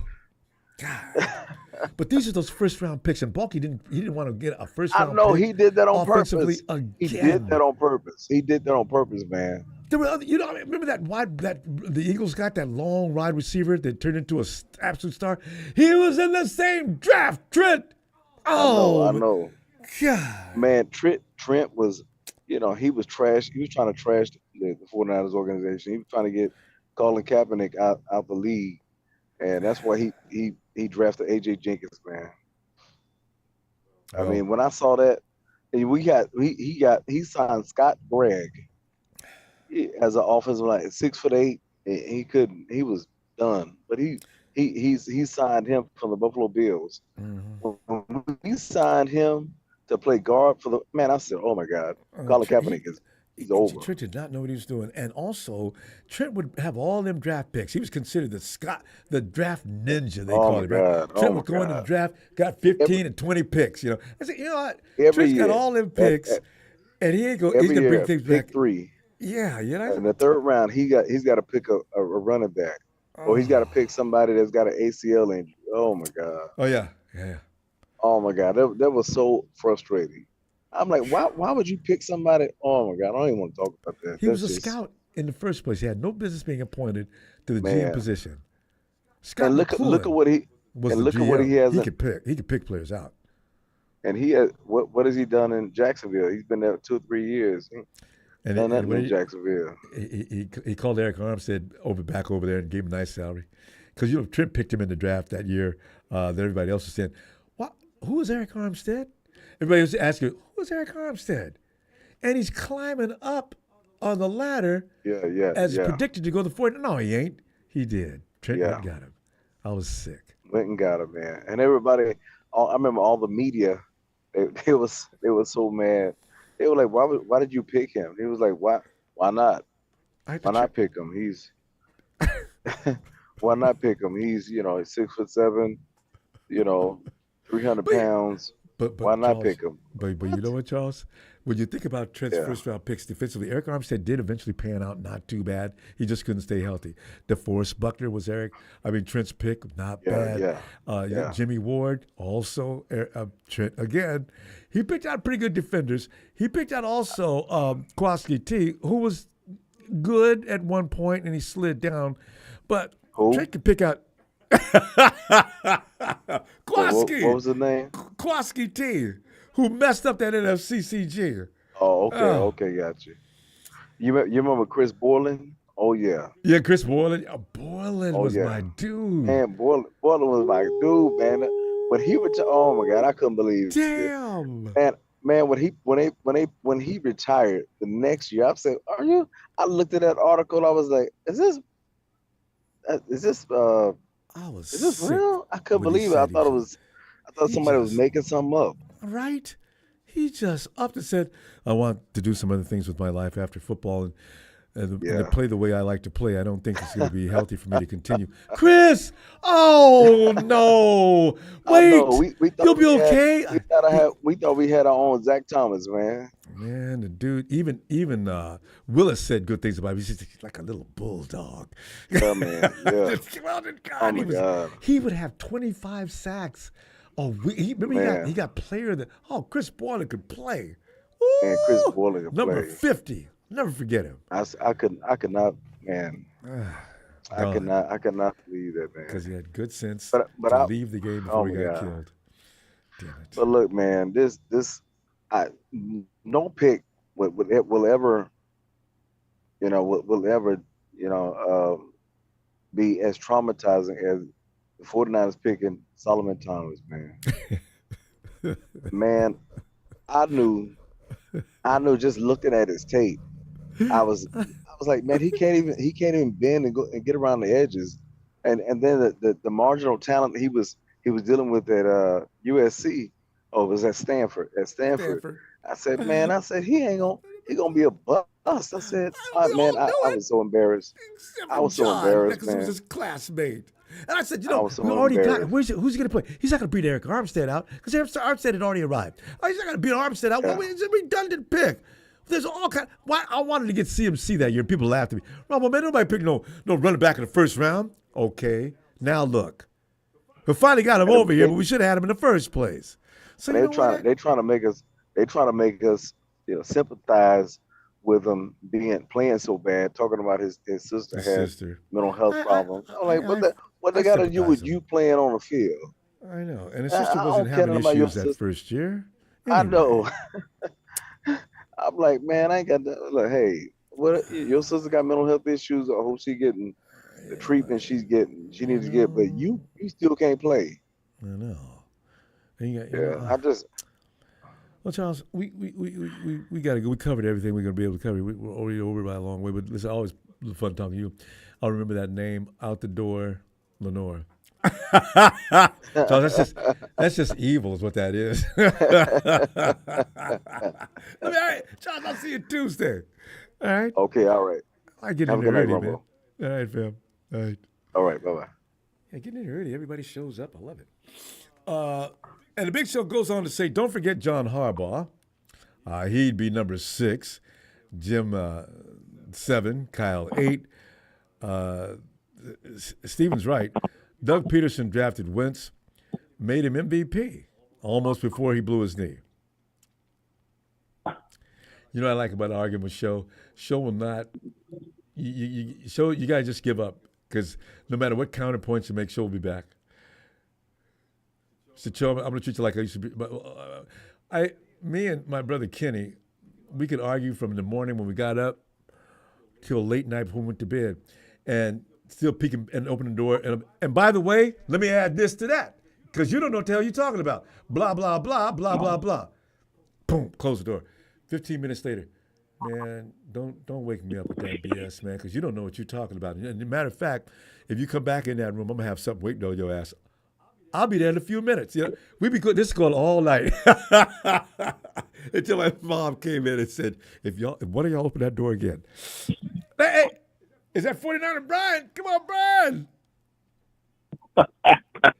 Hey, good evening to you, Mr. Ronbo. How are you? Brian, doing great, man. You know, it's anytime you're talking football, it's just a fun time.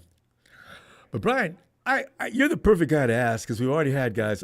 Tony didn't get a chance to get on Tony from Australia. Tony, we were talking about other things. We never got around his feelings about Kyle Shanahan. That would have been brutal. But Brian, you're the guy, like myself, who kind of appreciates Kyle Shanahan and the things he's brought to the table and the team that we are right now. Brian, you know that Kyle Shanahan is ranked number 4. And do you have any issue with that? And also, what is a timetable on Brandon Ayuk? Do we have a run game problem? Are we going to be able to stop it this year? And, of course, our quarterback situation. All right. Hey, Brian, go ahead, man. Ronbo, Kyle is number 4. True. You know why? Why? Because he wins more games than any of these other chumps with one Super Bowl. Amen to that. Yes. These guys are one-hit wonders. The McVays, the McCarthys, and to say, oh, well, he's got one more hardware. One ring? Are you kidding me? Are you going to say that Pete Carroll's better than Kyle Shanahan too? I dare you to do it. I dare you. You know, they'll do it because if we don't win that ring, people will hold Kyle Shanahan hostage in his own house, tied up with a gag in his mouth, and give him no love for anything else he's accomplished. The rebuttal. If he wins a ring this year, what have those guys got? Oh. What if he wins a ring? Hey, you know what? Where do you vault him to? Because that would move him immediately past McVay because he owns McVay, except for that one game. He'll be right behind Andy Reid. He'll be right behind Andy Reid, in my opinion. Yeah. Because Tomlin's been out of the picture for some time now. So what has Mike Tomlin done the last 5-6 years? Well, since Roethlisberger retired, nothing. I'm trying to. What year did they win that Super Bowl? I don't even remember. Do you remember? No, that's why I ask you. Was it 20? That's why I'm like, wait, Mike Tomlin's been out of the conversation since Roethlisberger retired, and that was a little before that. That was too. A couple bad years before that. Yeah, they were competing, but they weren't winning the Super Bowls. I think that's no, Brian. If I had to guess, that Super Bowl was somewhere between 2005 and 2010. So, like, we're talking 15 years ago, minimum. Are you kidding me? So, yeah, Kyle moves to number 2. Because Big Show was 10. Steven had him at 8, 9, yeah. Big Show gave him 7. Yeah. Steven was 2. Good grief. You know, Ronbo. And we have to admit, Kyle doesn't get the ring, but still, he gets a lot of work done. And that team does not look shabby in here. By the way, when these guys that are doing a great job now, I got a feeling between John and Kyle, if they stay, I don't think we're ever going to be shabby. I think we'll be a lot like the Hawks as far as being competitive until we build right back up to strength again. Even on a slide, I think the 49ers will still be tough. Because remember, Brian, they built that team from scratch in 2 years and went to the Super Bowl. That's tough. Oh, that's tough. Exactly. I mean, I don't understand the Kyle hate. I mean, other than the fact that, you know, he's in with the Yorks and, you know, he's a Shanahan and and everybody thinks he's a spoiled little brat and arrogant and all that. But Yeah, because- you know what? That's the way I like my coach. I like an arrogant coach, don't you, Ronbo? Well, yeah. You know? Look at all the famous. Look at the legendary Bill Walsh. You think Bill Walsh sat around and listened to what anybody else said? Never. Seifert. Kyle Shanahan is going to surpass. Oh, when he wins a ring, he's going to surpass Seifert in greatness. I see it coming. You know, because that's what happens to a lot of coaches. discussion. Once they start winning that trophy, and a lot of them start off struggling, they'll do a lot of great things, and then suddenly, boom! Yeah, Madden, the game that's named after a legend. Madden wasn't beating the Steelers early on, and the Steelers were beating his ass every year. The Kansas City Chiefs were beating him up, and then all of a sudden you couldn't do anything to the Raiders.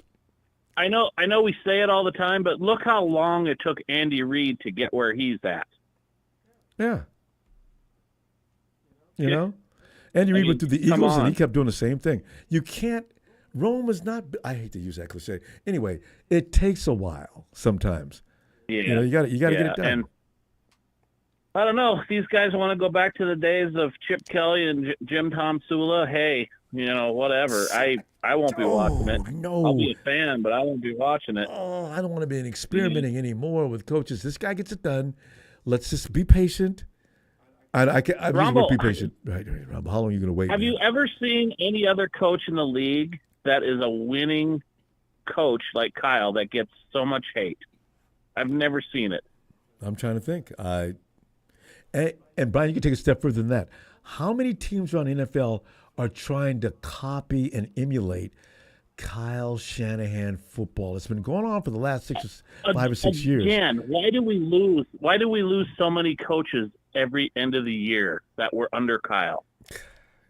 Clearly, the answer's written there right there. It is Shanahan is a bad mofo. It's just these players go out there and screw up even more than he does.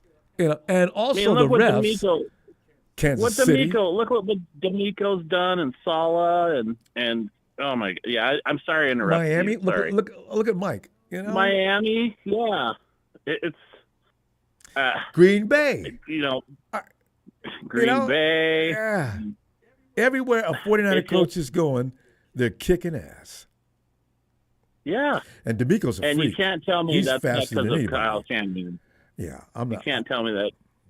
I'm just not buying the Kyle hate anymore. I'm not going to listen to it. I never did. I always liked him. Yeah. I'm not going to hate on a guy that. No, I'll hate on him if we lose another Super Bowl and we're 4-12. I bet you get over it though. Yeah. 14. Yeah. He loses another Super Bowl, he's gone, and that's fine. I mean, deservedly, but I just don't see it happening, man. I'm sorry. You know, just not going to play that game, that Kyle hate game, and you know, it's not productive. It's not. It's also there's some other factors going in on some of these losses. You know, we should have won the MCCG against the Rams over a very boneheaded mistake. I still don't believe what happened in that game.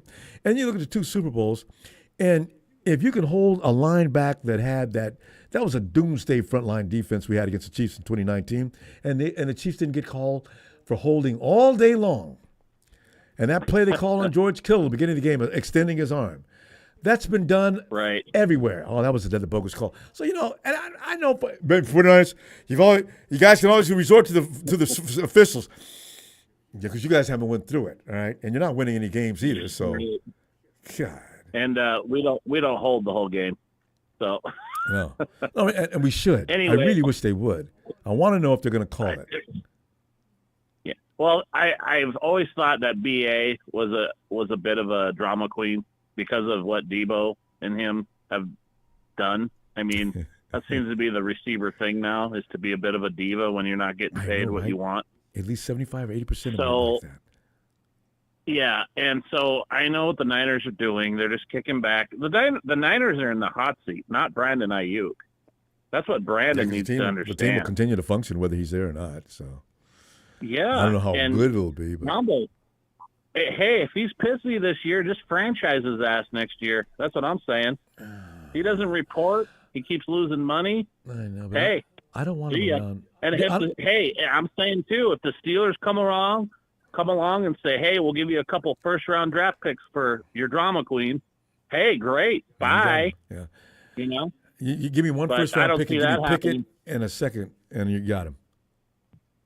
I don't think it's going to happen. Do you? No, I don't either. No. That's asking too much to be exact, too.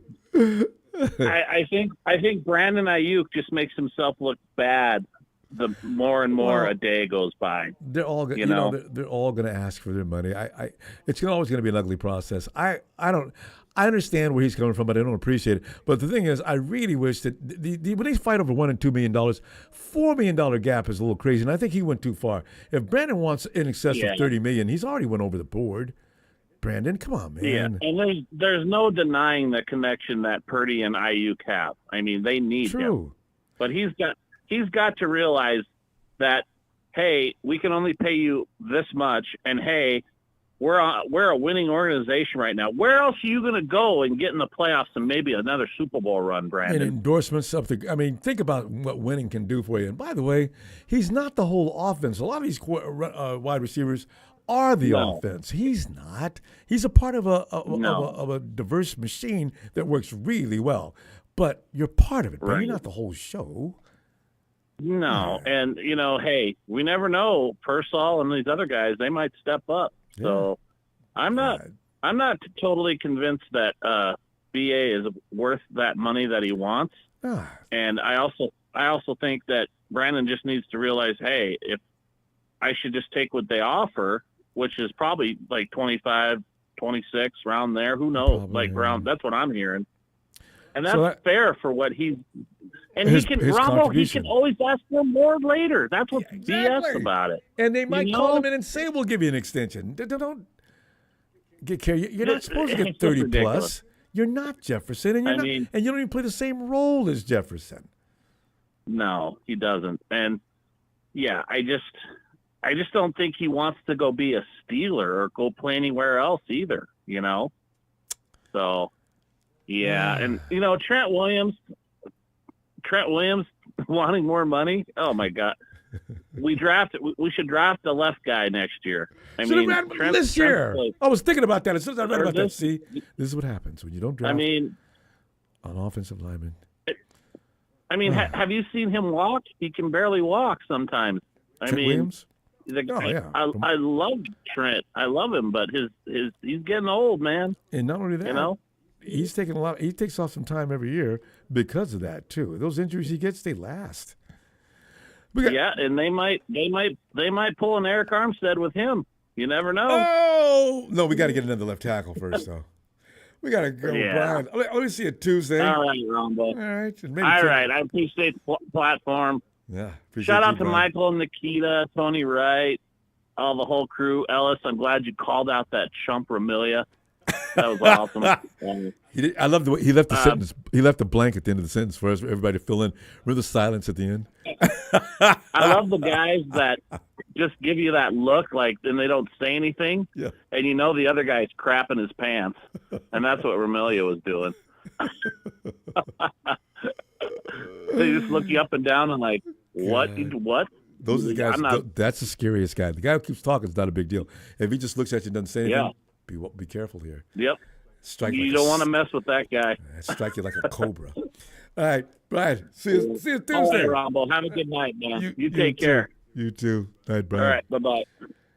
Okay, where are we now? Oh, we got Tony Nagatana. Who has a bigger monkey on his back, 2024 Kyle Shanahan or 1994 Steve Young? Oh, God, Tony. Because Steve Young was going through some things, too, before he finally got that done, because he was in the shadow of Joe Montana. So people gave Steve a lot of crap, too. You know what, though, Tony? Because Steve was a quarterback and Kyle's the head coach. Wow. You know what? By now it's probably Kyle due to the fact that this team is just such a team. Tony, I'll go with Kyle. Yeah, because Seifert and I'll go with I'll go with Kyle. Hey, and thanks, Tony, for that contribution, fam. Tony ATL. Ronbo, good evening, sir. How are you? Tony, it is a good evening, and just having fun talking football. Football's its own, man. Even when there's no games going on, football is just a conversation all the time for the madness that takes place. It really is. In Major League Baseball, you don't hear you hear about these huge contracts and things like that. Baseball players get paid like nobody else on the planet, except for European football players. And then you got the NBA players. They never have these ongoing dramas unless you have that idiot over that plays for what's that team where he was in a car waving a gun around in front of a camera on his social media. You rarely catch long dramas going on within clubhouses, though. NFL is all over the place all day. It's crazy. It's a year-round market nowadays, with OTAs, the draft. That pageantry, the draft. Yep. Yes, sir. Ronbo, I heard you guys talking about ranking coaches and everything. Yeah. You had Somebody read a ranking. Yeah. Paul Shanahan's a mastermind at calling plays. He's just got to finish the deal. Yeah. Because he's not the only one. Because, and we've talked about this a million times, Petey should have won Super Bowl 49. Not giving Lynch the ball. You know our story, Super Bowl 51. If we just ran it 2 more times. Yeah. Super Bowl 54. If y'all have kept running Mostert, y'all have went up, 27-10 instead of 20-10 before they come back. Right. Hey, Tony, remember that? What's that year that Harbaugh went to the Super Bowl against the Ravens? What if we would have just gave Frank Gore the ball? Why is that always? Why is that always the bottom line after games are over? Just go you've got a Hall of Fame running back, and you're just a few yards out. Give him the damn ball. No, we got to run instead of pass. We got to pass it. We got to pass it. Okay, lost the game. Anything can happen on a pass, Tony. Interference. The ref doesn't call. There's so many scenarios that could go wrong passing the ball when you don't need to.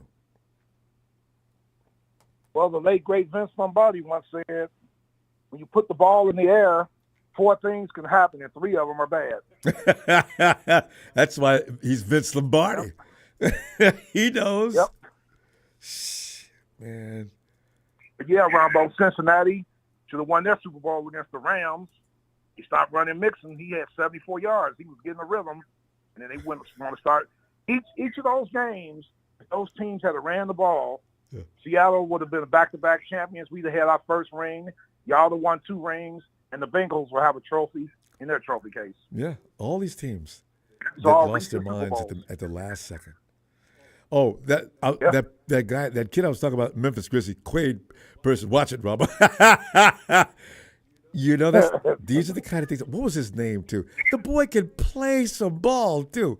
His team struggles mightily without him, and he out there doing the thug life. And I said, man, you need to get into the group of friends, man. Are you talking about the NBA player? Yeah. And he got suspended for how long? I can't think of his name, but I know what you're talking about. Indefinite suspension. Dumbass. And they told him about that once before. He did it twice. Reminds me of Antonio Brown. He's rocking the boat in Pittsburgh. Then Oakland, he wanted a new contract. They traded him to Oakland. Oakland treated him like a king. He dogged the organization out and got out of there after they paid him. Look at Antonio Brown now. What was it? He went to France for some kind of foot condition to be treated, and then he came back and Jay Morant. That's some thanks, Quaid. Yeah, he went to France for some kind of foot procedure, and it ended up backfiring on him. Right? I said, yeah, Antonio Brown. It's a diva thing, Tony. You were lucky. What's his name? Never went through that. One of the greatest receivers of all time. Julio was quiet. Julio never played the role. He could have very easily. Julio was a monster. Mm-hmm. Nobody could guard him. Yeah. And he was always kind of a normal, down-to-earth guy. Professional. Yeah. Mm-hmm. Well, he got that quality from his mom. That's why he was like that. Bless her heart. One of my football guys, like the top 100 collegiate players that came out in the draft this year. Check this out. Cody Strader, the running back that I'm crazy about, that y'all got as an undrafted free agent. Right. He was the 100th greatest player to come out of college in the top 100. He's number 100. Wow. He ain't getting I cut. still can't believe he didn't get drafted. Well, the same thing can be said about a lot of people. Because of the position got devalued. Then there's that too, because you look at Kareem. Mostert. I don't know. Maybe it's because of Kyle Shanahan's system or something. And no effort. Who is that? That's Kareem Mostert. Mostert. All I know is Super Bowl UDFA? 54. Wow. Raheem Mostert should have been Super Bowl MVP because he should have had more carries. Yeah. He would have broke one. But he was a natural. Mostert wasn't having any trouble running past people, and he's a world-class sprinter, right? So a lot of this happens too often. And then and Tony, the combine, right? 4.25. Oh God, let me draft him right now. Can he play football? Who cares? Okay. See, how many of them guys, except for over with the Bengals, are still playing?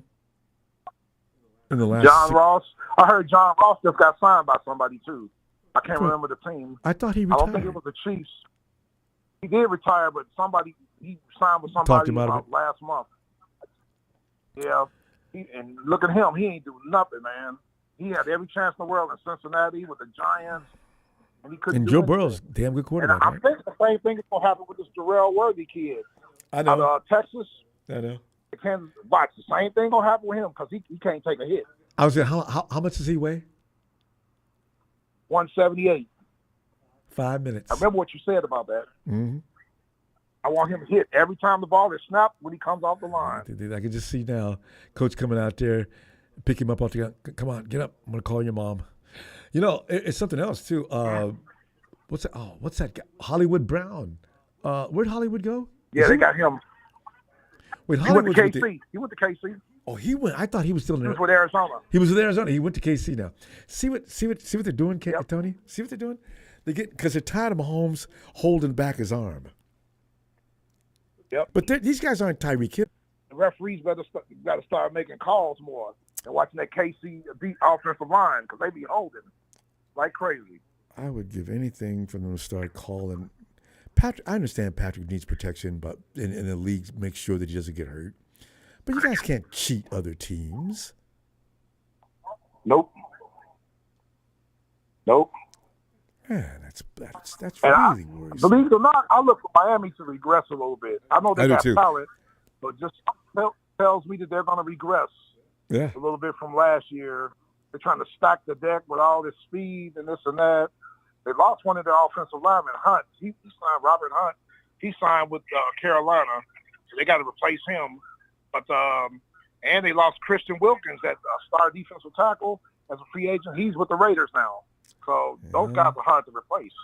Especially that offensive lineman. Now, you might be able to find a defensive lineman that might be somewhat okay and might be able to just fill the gap. May not be as good as Wilkins, but still.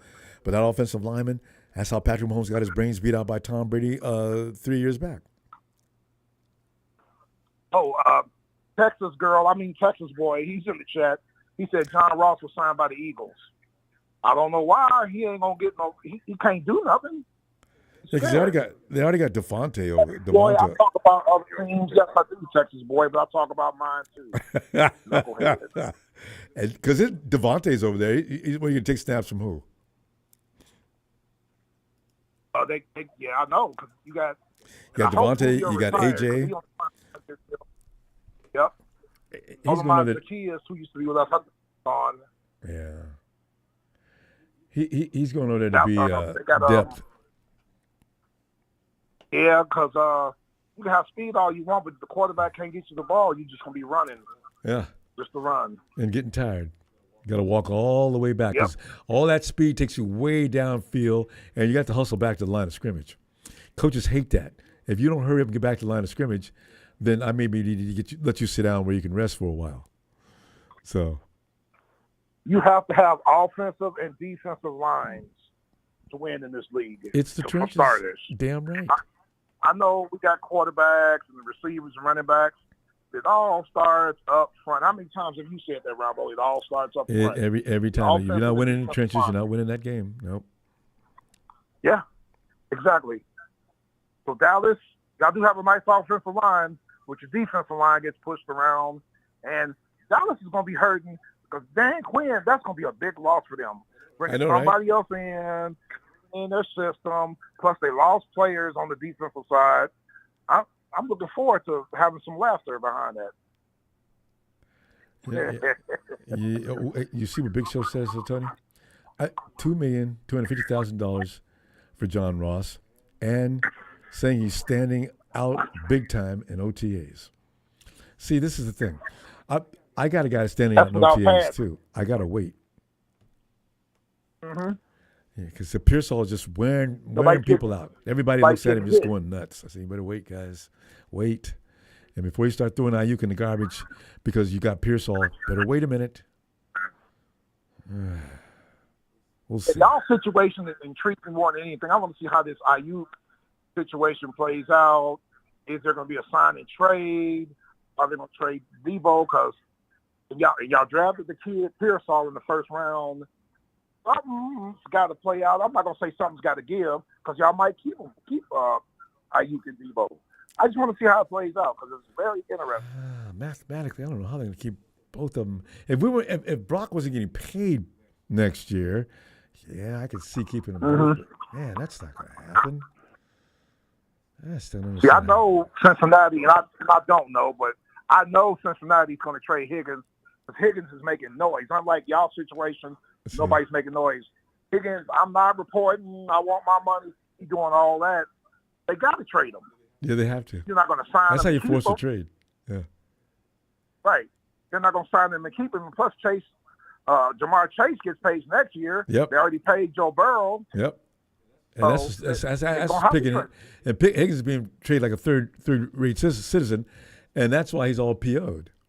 It comes down to now. I can get no respect. Y'all won't pay me this year, but you plan on paying Jamar next year. You already paid Joe, and I'm the one that makes this whole thing work. You think Jamar would be open all the time if it wasn't for me? You know, they start making their own case, right?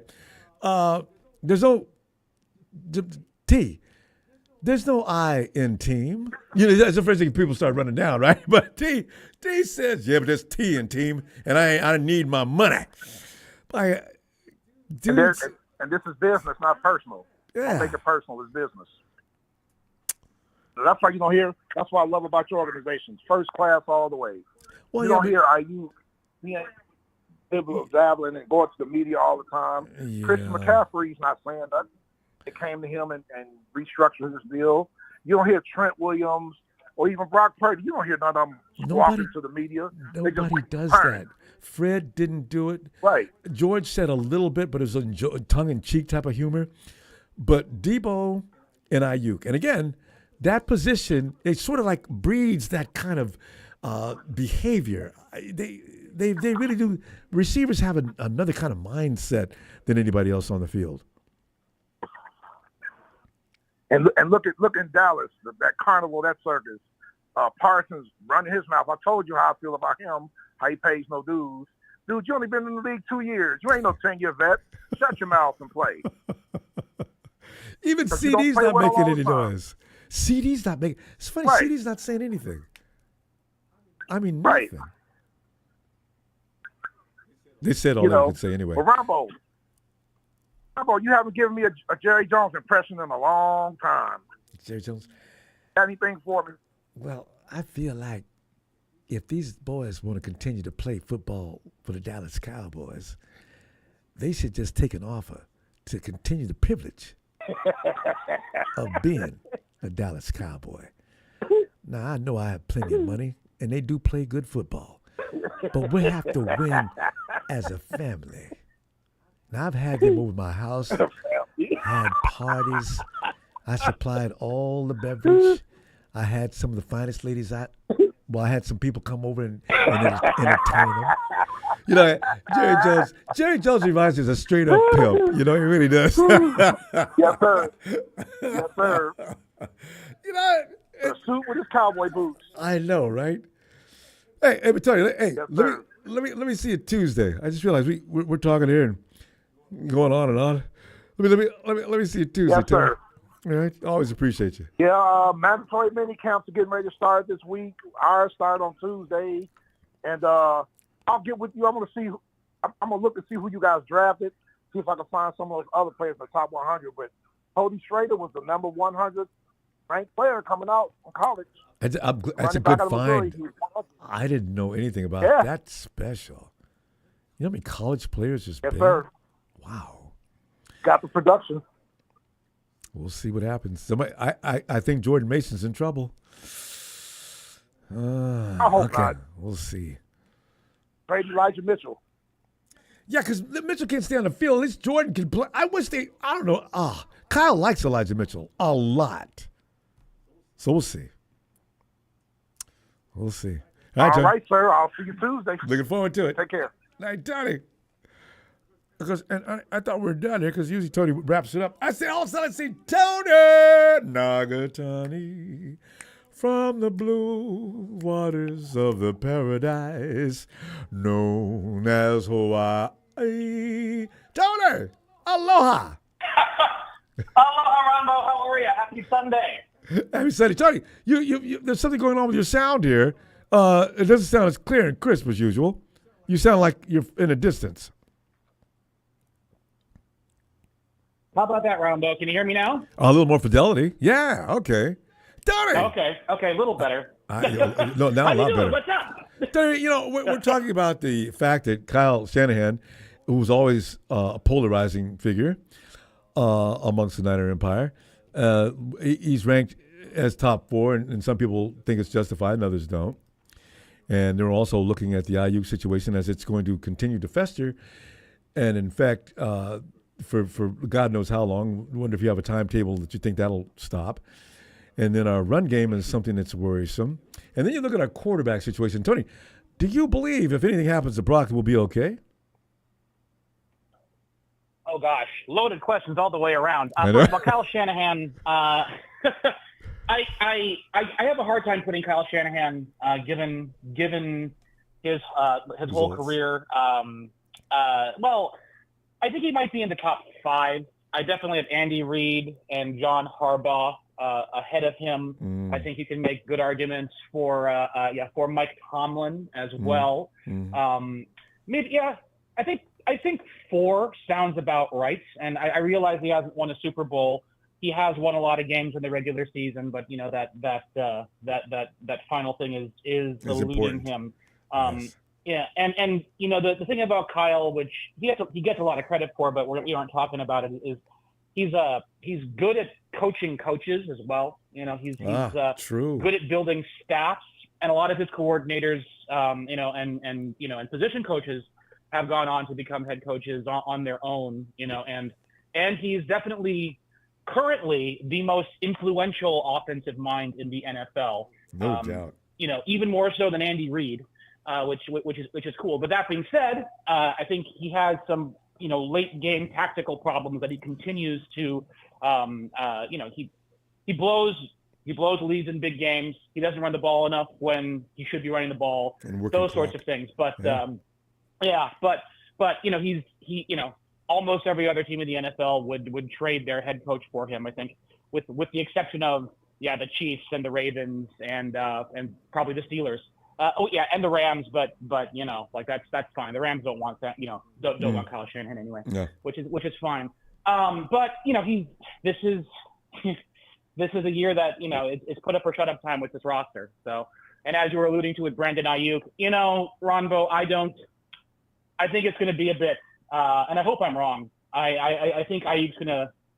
It's starting to feel to me like Ayuk is going to hold out because the Niners aren't going to give him the money that is his market value right now. And the reason why the Niners won't is because they don't use him to that level. That's right. And the longer it goes on, I think the worse it's going to be and the more likely a trade scenario is. Oh. And again, we talked about this the other day, but I think a trade to the Steelers might be in order for Brandon Ayuk by the bitterness is going to set in, Tony. So, he's going to get real pissed off soon.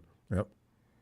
Yeah. Yeah. Well, I mean, remember right after the season ended, like I think Brendan's girlfriend posted to Instagram, like, oh, we won't even be back next season. So this has been pretty direct, and it's worse than the Debo thing. Yeah. I mean, sure, we had Debo partying it up at the club in LA and all that, but it wasn't like sort of direct, hey, I'm not going to be back sort of talk.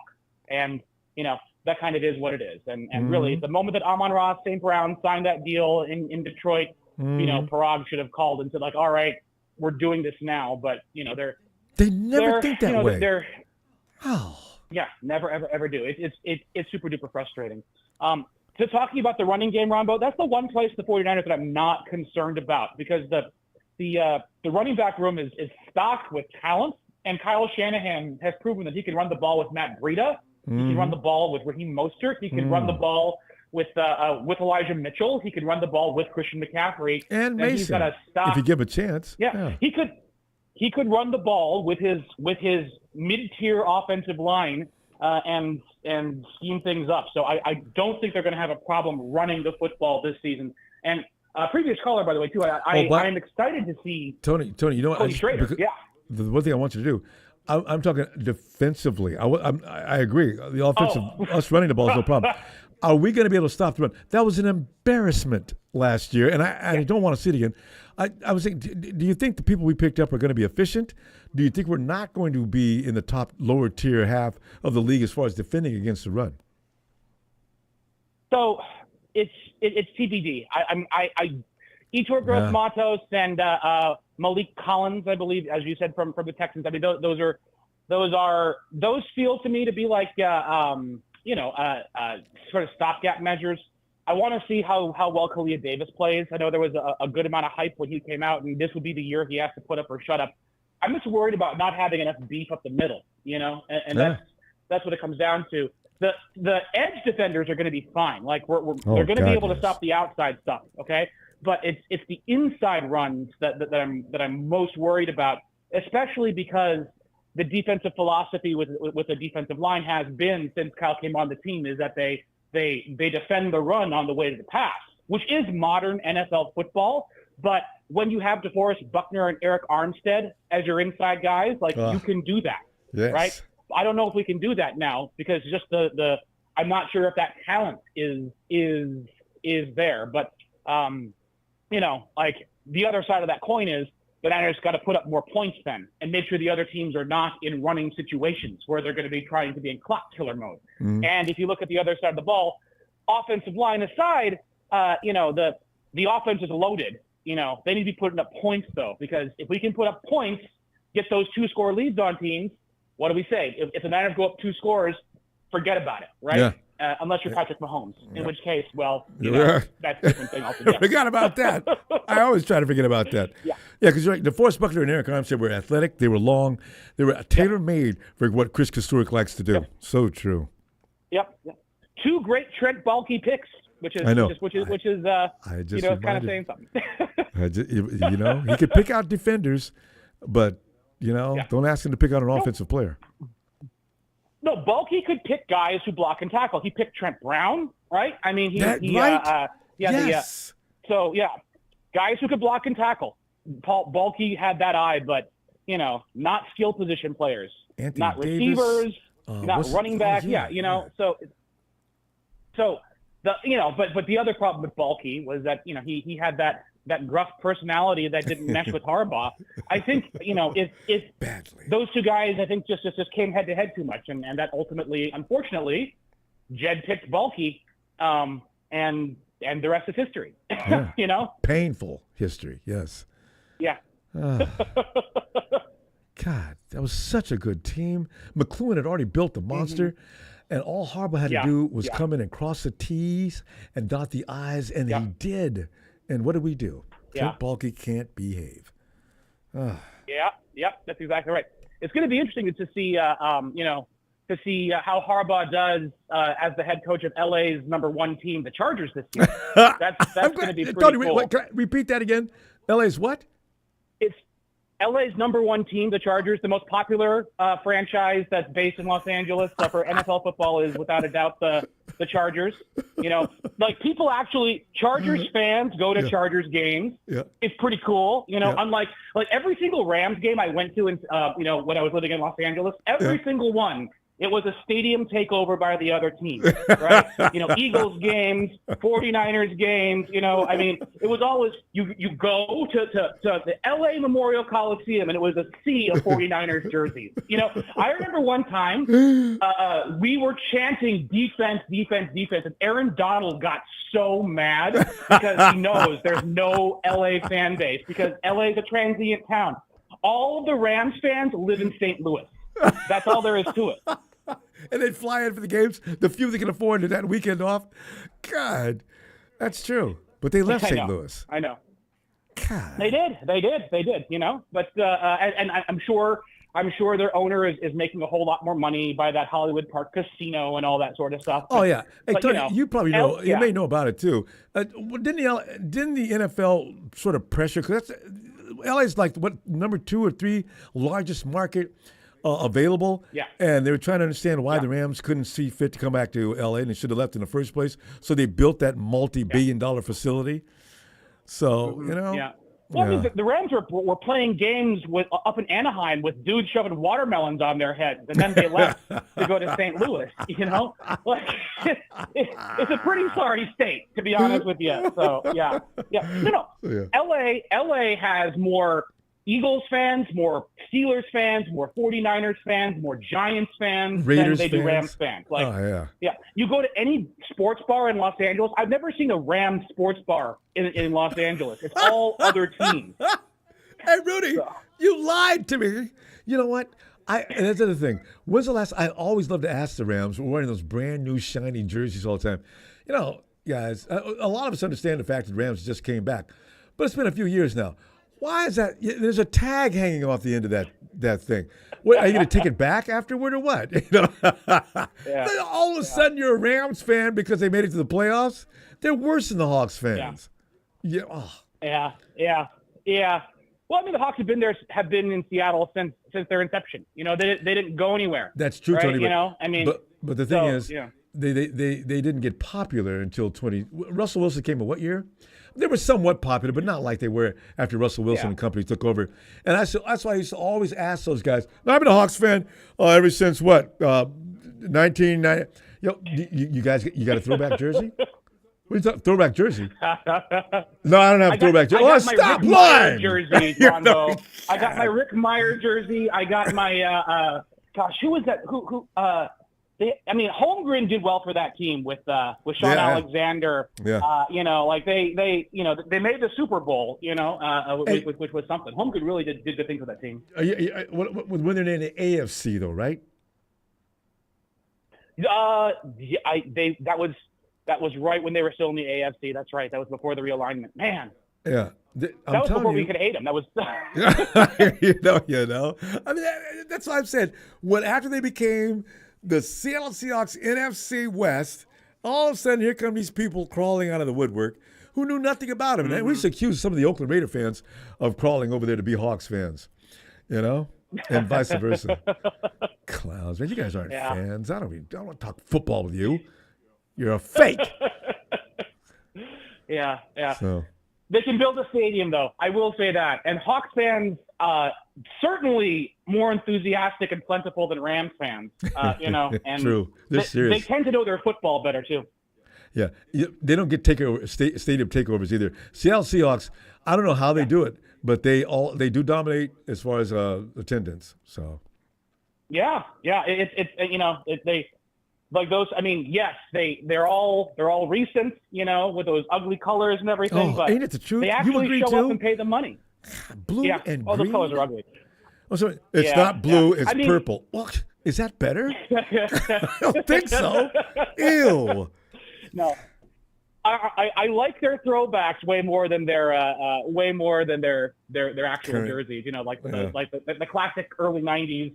Seahawks jerseys are much better looking than the ones now. So. Didn't draw the kind of attention they get now. I mean, I've always said there are things you should not get in that tone of green. One, human flesh does not look good with that tone of green. I don't care what color you are.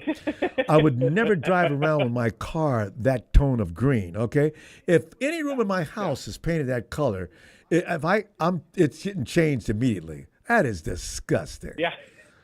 Green, that's a worthless color. Yeah. Ah. You know what? They're highlighter colors. You Yeah. know, like I see those colors and like I want to mark up a textbook. Yeah. You know, it's like that. That's you know what, Tony? That's about the best use for it. That's it. God. And the Hawks fans are the most loudest talking. They have one trophy, and you can't get them to stop talking. Ever since then, how many trophies you guys got since the turn of the century? Are you struggling? Okay, but how long have the Hawks been in football? You guys have one trophy. Where did you get licensed to start talking trash? I don't get it. It's unbelievable. Yeah. Rams are right behind. You look back on you look back on the Hawks, right? And they built that stellar defense, and they had the Russell Wilson guy who would basically buy time for someone to get open, and that was enough for them. And then they had Marshawn Lynch, so they could run the hell out of the ball. Yep. But though there wasn't much to their offensive game. There really, I mean, there still isn't much to their offensive game. Football. Yeah. So, Sandlot football with a generation-defining defense, and that Pete Carroll defense, which by the way came from the 49ers when Pete Carroll was the defensive coordinator for the 49ers in 95, 96 with Bryant Young and Junior Bryant, running that is all from the 49ers. And, it's fun to go back and watch those games. Absolutely. Pete learned from Seifert. That's why I always laugh at Hawks fans when they think they've got everything they do is original and they're this and they're this, that. How long have you been a Hawks fan? Why? Because everything you just said is absolutely, completely false. And you have no idea what you're talking about. And then you explain to them where that defense originated, where your coach used to be with the 49ers. How do you feel about him now? Yeah. Ew, huh? Yeah.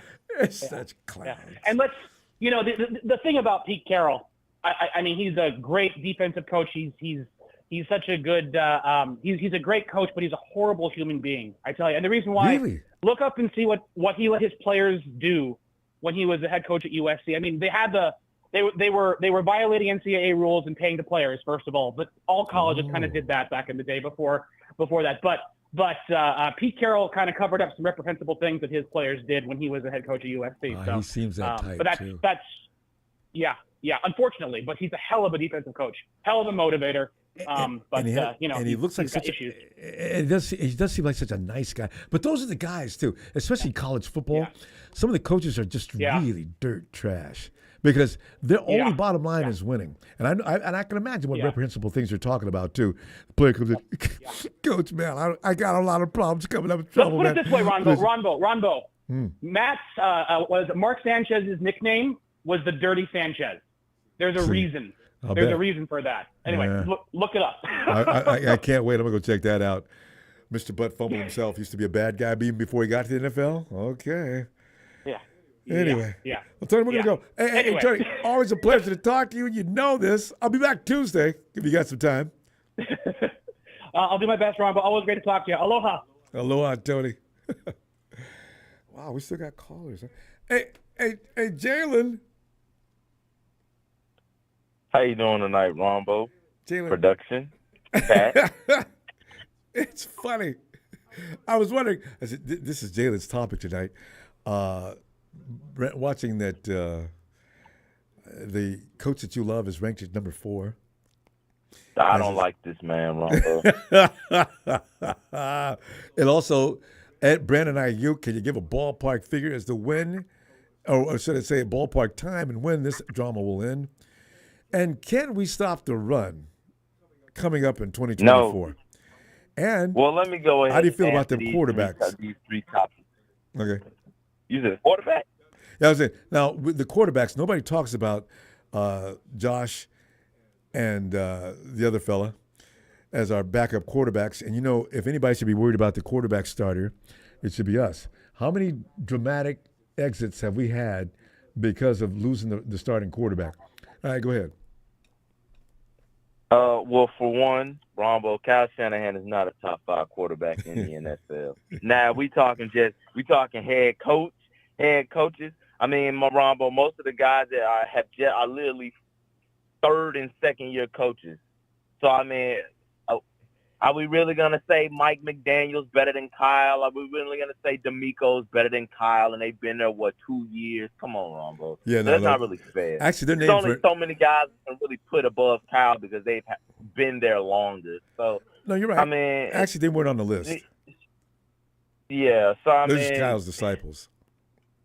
You know, I talked about this earlier this year. Complex Sports, they had Kyle Shanahan at number 10 in all of sports, Ronbo. They had him, and they had Mike Tomlin at 15. They had Mike Tomlin at 15, Ronbo. Kyle Shanahan at 10. They got guys like Eric Spoelstra, Steve Kerr, Kirby Smart. All these guys are in that top 10 of the current coaches, and they got Kyle Shanahan with them? Get the hell out of here, Ronbo. Kyle Shanahan ain't no top 10 coach. Man, Ronbo, if Kyle Shanahan's last name was Smith or Johnson, let's get this narrative out of the way that Sean McVay and all these guys came from the Kyle Shanahan tree. No. They came from the Mike Shanahan tree. Yeah, everything Kyle learned, he learned from his daddy. Everything Sean learned, he learned from Kyle's daddy. He didn't learn it from Kyle. Kyle learned everything from his father. So we need to stop all of this Kyle Shanahan tree. It's Mike's tree. It's not Kyle's. He's one of the few apples that fell. We need to stop. That's number one. That's number one, Ronbo. Okay. That man is not by default, because he's been with the team for more than 5 years. I give him the 5. I'd give him the pass, Ronbo. I give it to him. But I can't look at what the Miami coach came in and did so quickly and say, he turned that team around quick, Ronbo. Yeah, he DeMeco turned his team around quick. Yep. Robert Saleh pretty much turned his team around quick, Ronbo. Kinda. The guy in Green Bay, he went to multiple NFC championships really quick. So, Ronbo, it's some other coaches that came in and were much better than Kyle early on. Now, wait a minute. Wait, Jalen, those guys you just mentioned, those guys were working with Kyle. They worked underneath Ronbo. They worked with Kyle and learned everything from his father. Yeah, but the thing is, you just mentioned DeMeco. You mentioned Robert Saleh. You mentioned Mike. All these guys are Kyle's guys. And they did better than him. They surpassed him. Okay, cool. They his guys, and they did better. That's fine. Well, I forgot about the French guy over in Green Bay. Surpassed the master Ronbo. Batman surpassed Ray Al Google. This happens. Yeah. It's like the master getting beat by his students. So, this happens, Ronbo. I mean, why are we acting like this is just some big surprise? Okay, cool. He coached for them. No. But I think we were giving Kyle props for the fact that, Tony mentioned that he's a good teacher, not only of players but coaches. His coaches seem to do well. Well, yeah. I mean, he'll teach you how to run a team. The guy can run a team, Ronbo. Let me tell you something. Kyle Shanahan, he can put together a team. He can make a mean-ass trade. He can find him a great-ass late-round pick. And Kyle Shanahan can design him some plays. But he can't win that Super Bowl. I know he can do those things. He can do those things. But he's really bad picking in the high rounds. He has a huge ego. He's not good off script. And the man can't get it done in the big run, in the big game, Ronbo. Yeah. So I recognize his things that he's good at easily. Traded for Emmanuel Sanders. Traded for Trent Williams. Traded for Christian McCaffrey. Traded for Trace Young. Trust me, those things don't go unnoticed, Ronbo. Trust me. Those are big-time trades. Oh, that's fair. George Kittle, Fred Warner, Jawan Jennings, all these late-round picks, that stuff don't go unnoticed, Ronbo. It's a copycat league. Everybody starts running the motion because of Kyle Shanahan. So I give Kyle Shanahan his props, Ronbo. I know that he built this team, Ronbo. I give him that. Even though he didn't draft Armstead, Bosa, Jimmy Ward, and Jaquiski Tartt. He didn't draft those guys, but he built the team. But whatever. But I give him his props, Ronbo. Man can't get the job done, though. At the end of the day, he can't. He's a regular season quarterback, bro. I'm a regular season coach. He just can't seem to get the job done when we need him to in the big game, Ronbo. Yeah. Ever. And we all agree on that. The frustration has gotten to the point now. It's uncomfortable. The Because if this NFCCG. was a quarterback, Ronbo, we would have been said by now, this isn't the guy. If this was a quarterback, I'm telling you, there had been to four NFC. Ronbo, we would have been said by now, if this is a player, this guy's just not going to be able to get it done. Yeah. Because we were saying the same thing about Jimmy. We were saying, man, we got to get rid of Jimmy because That's true. he can't get us over the hump. The first time, too. They didn't wait. 2019, Jimmy's name turned to mud. I mean, my God. I don't know if that's warranted. Here we go. Kyle Shanahan loses to the Los Angeles Rams. And Ronbo, I ain't never heard you cuss before. Yeah. Not like Ronbo, I went back and I watched that NFC Championship game, and Ronbo, some of the words you were saying after that game, I said, man, is this Ronbo? I was upset. I really was. Ronbo. And it was so uncalled for. Ronbo, did we really have to lose to Ronbo, just look at how the football gods gave us that playoff series, Ronbo. We played the Cowboys, and then the Packers, and then the Rams. And the bad thing about Jimmy, Jimmy, no better than that, right? Ronbo. That's the team we own above even the Packers and the Cowboys. And we went in there and let them beat us. And Quaskity hasn't worked another week of football since. Ass salt to the wound, Ronbo. Damn it, the Chiefs wasn't even there to beat them. Oh! It was the freaking Cincinnati Bengals. Oh, my God, that's right. Chiefs wasn't even there, Ronbo. It was the freaking Bengals. And Joe had a bad leg. One check. We want to talk about this was the season to do it? No, Ronbo, it was that season. I agree. The Bengals was waiting on us in the Super Bowl. The Bengals. Mm-hmm. We wouldn't have even had to see Pat. But Trent Williams was dragging his leg was just really gone. Ronbo. But we had 2 weeks to heal up. Maybe he would have been okay. Certain games, you just got to win, dog. You just got to win them. I'm sure, Ronbo, I guarantee you. I guarantee you that the Rams players weren't all up in that game feeling 100%. Oh, that's a good point. It was the what? Yeah, Ronbo, come on, Ronbo. It was the NFC Championship. That's like what? That's the end of the year. 20 that's 20 games in. And they're trying to add another week of football, too. But, yeah, you're right. That's a lot of football to be playing. And, yeah, they probably – that's why I'm worried about them this year. They played a lot of mileage in the last few years. Well, Jalen, what coaches you got ahead of Kyle Shanahan? Okay. In my opinion, well, if you – Ronbo, can we start from actually January? If we start from now, counting the guys that haven't gotten a job like Pete Carroll and whatchamacallit? Yeah. What's his name? Damn, from the Patriots. Oh, Belichick. What's his name? Belichick. Yeah. If we count those two, because they're not active right now. But if we were going back to January, I'm taking Pete Carroll. I'm taking Belichick. I'm taking Sean Payton. I'm taking Doug Peterson. I'm taking Mike Tomlin. Sean Payton. And I'm taking Andy Reid. So I probably got about 7. And man, damn it. You mentioned those guys because you put them all ahead of Shanahan. I'm going to be real with you, Ronbo. I get he beats them, but I can't ignore the fact that Sean McVay has had multiple winning seasons, and he got the job done, Ronbo. Yeah. I can't deny that. Like you have to be a real egotistical fan to say just because he's a Rams coach that you can't get it. Like Ronbo, you got to get a man his props. Like he came in, even though he had a better team, he came in and the man has barely had any losing season. I don't think it was necessary to resurrect a statue on his behalf, but he's not a bad coach. He's not a bad. He can call up some plays, Ronbo, and he's a good motivator. He's a good motivator. I'll give him that. And refs let him run all out on the field. He holds himself accountable. He holds himself freaking accountable, Ronbo. That's one thing I'm gonna give about to Sean Payton, and he has my utmost respect. Yeah, he holds himself accountable. He does say it, doesn't he? He say, "I've got to coach better." He says that Kyle Shanahan would never say, I That's got to not coach something. better. Where did you learn that from? Ronbo, Mike McDaniel's the same way, holds himself accountable.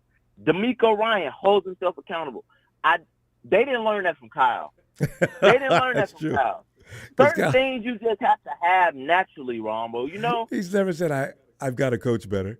We've got to do No, better as a Ronbo, team. of course he hasn't. No, he's He'll never say, said oh, that. the plays were there. Guys just have to communicate and do their job. No, Kyle, there wasn't no right play for them. Or, like he did for Trey, well, actually, that was not the play. Trey was supposed to actually hand off to Debo. When Trey went dashing up, it was an option play. He's too young, Kyle. You know what? Tell him to fake like you're going to run, but by all means, give it to Debo. You got to make that clear. I don't know. I feel sorry for Trey. Ronbo, when Maybe this man, absolutely, Ronbo. Let's talk about that. And hold on, quick thing on the Brandon Ayuk thing. Josh, the two quarterbacks you said there earlier, Josh Dobbs and the other kid. I don't even know the other kid. I know. I forgot his name too. We never talk about him. Hell of a guy, Ronbo. He's a man's been all around the place. He's a rocket scientist. He can come in. He reminds me of a more athletic Teddy Bridgewater. That's what he reminds me of. You right? Yeah. A little More taller. athletic Teddy B. Brandon Allen. The whole is the guy, Brandon. Brandon Allen's the other guy. Brandon Allen. Yeah. Brandon Allen. Whatever. See, I mean, he was a Bengals backup for a long time. The point is, if he comes trotting on, okay, Brandon Allen's coming in the game. Josh, if Dobbs comes in, I might be a little intrigued. We'll see. Ronbo, if Brandon Allen comes in, it's because Kyle Shanahan once again failed to address the offensive line. Yeah, so he needs Dobbs to be able to dodge and get up out of the street. Yeah, you're right. Yeah, but Ronbo, let's just say Brock Purdy never showed up on the 49ers. Let's just say Brock Purdy was never. Where would we Brock be? Purdy. No, forget where would we be. What would we be saying about that Trey Lance pick? Oh yeah. Oh, that would make people hella mad now, because Kyle might have gotten a lot of trouble for that. Because no matter what he said, he would have been held fully accountable. I think Jed would have. I mean, Ronbo, this is the same owner that said an NFC Championship visit would have been a successful season. Jed York is a loser. Jed York and Kyle Shanahan are both losers. Straight up. I'm just gonna be real. They're both losers. But they love each other. Rich. Hell, got more money than I got, but they losers. Man, we gotta go. Tell you what, let me see you Tuesday, and I was hoping you'd make it in for this subject tonight. Glad you did. All right. I'll see. Well, Ronbo, at the end of the day, we still the kings of the West. Yeah. Colin needs back heel, so he don't need no rest. And Gene, then Rudy can keep coming in here crying because the San Francisco 49ers. We're gonna be the best. Yes. I'm glad you reminded me again. Let's not forget, y'all. First game of his career. Breath smelling like Similac. Wet behind the ear. Mama City still in his mouth. Face bald as Mr. Clean. Nick Mullins beat the Raiders on national television. And this just wasn't some game you could catch if you stayed in California in the local area. Oh, no. This was on prime time TV. The only game on. It was a complete, utter Thursday night thwacking. Stevie Wonder saw it. Yes. Helen Keller saw it, Ronbo. Jesus Christ. Man. The blind swordsman saw it, Ronbo. It was Mount Hades saw it from the underworld. I watch him. What is his name? Kenshi. I was one of my favorites. But yeah. Well, Jalen, I'll see you Tuesday. Let me get up out of here, Ronbo. All right, fam. See you Tuesday. Okay. Looks like we are done. All right. Fam, I'll see you Tuesday. Let's see what happens. I'm keeping an eye on the Trent Williams situation to see where that evolves to and how it affects one very uncomfortable wide receiver named Brandon Ayuk. Thanks for the contributions, fam. Always appreciate it. Please subscribe so we can notify you when we're ready to have fun and get your phone call. And I'll see you Tuesday. Hit like. I wasn't going to forget that.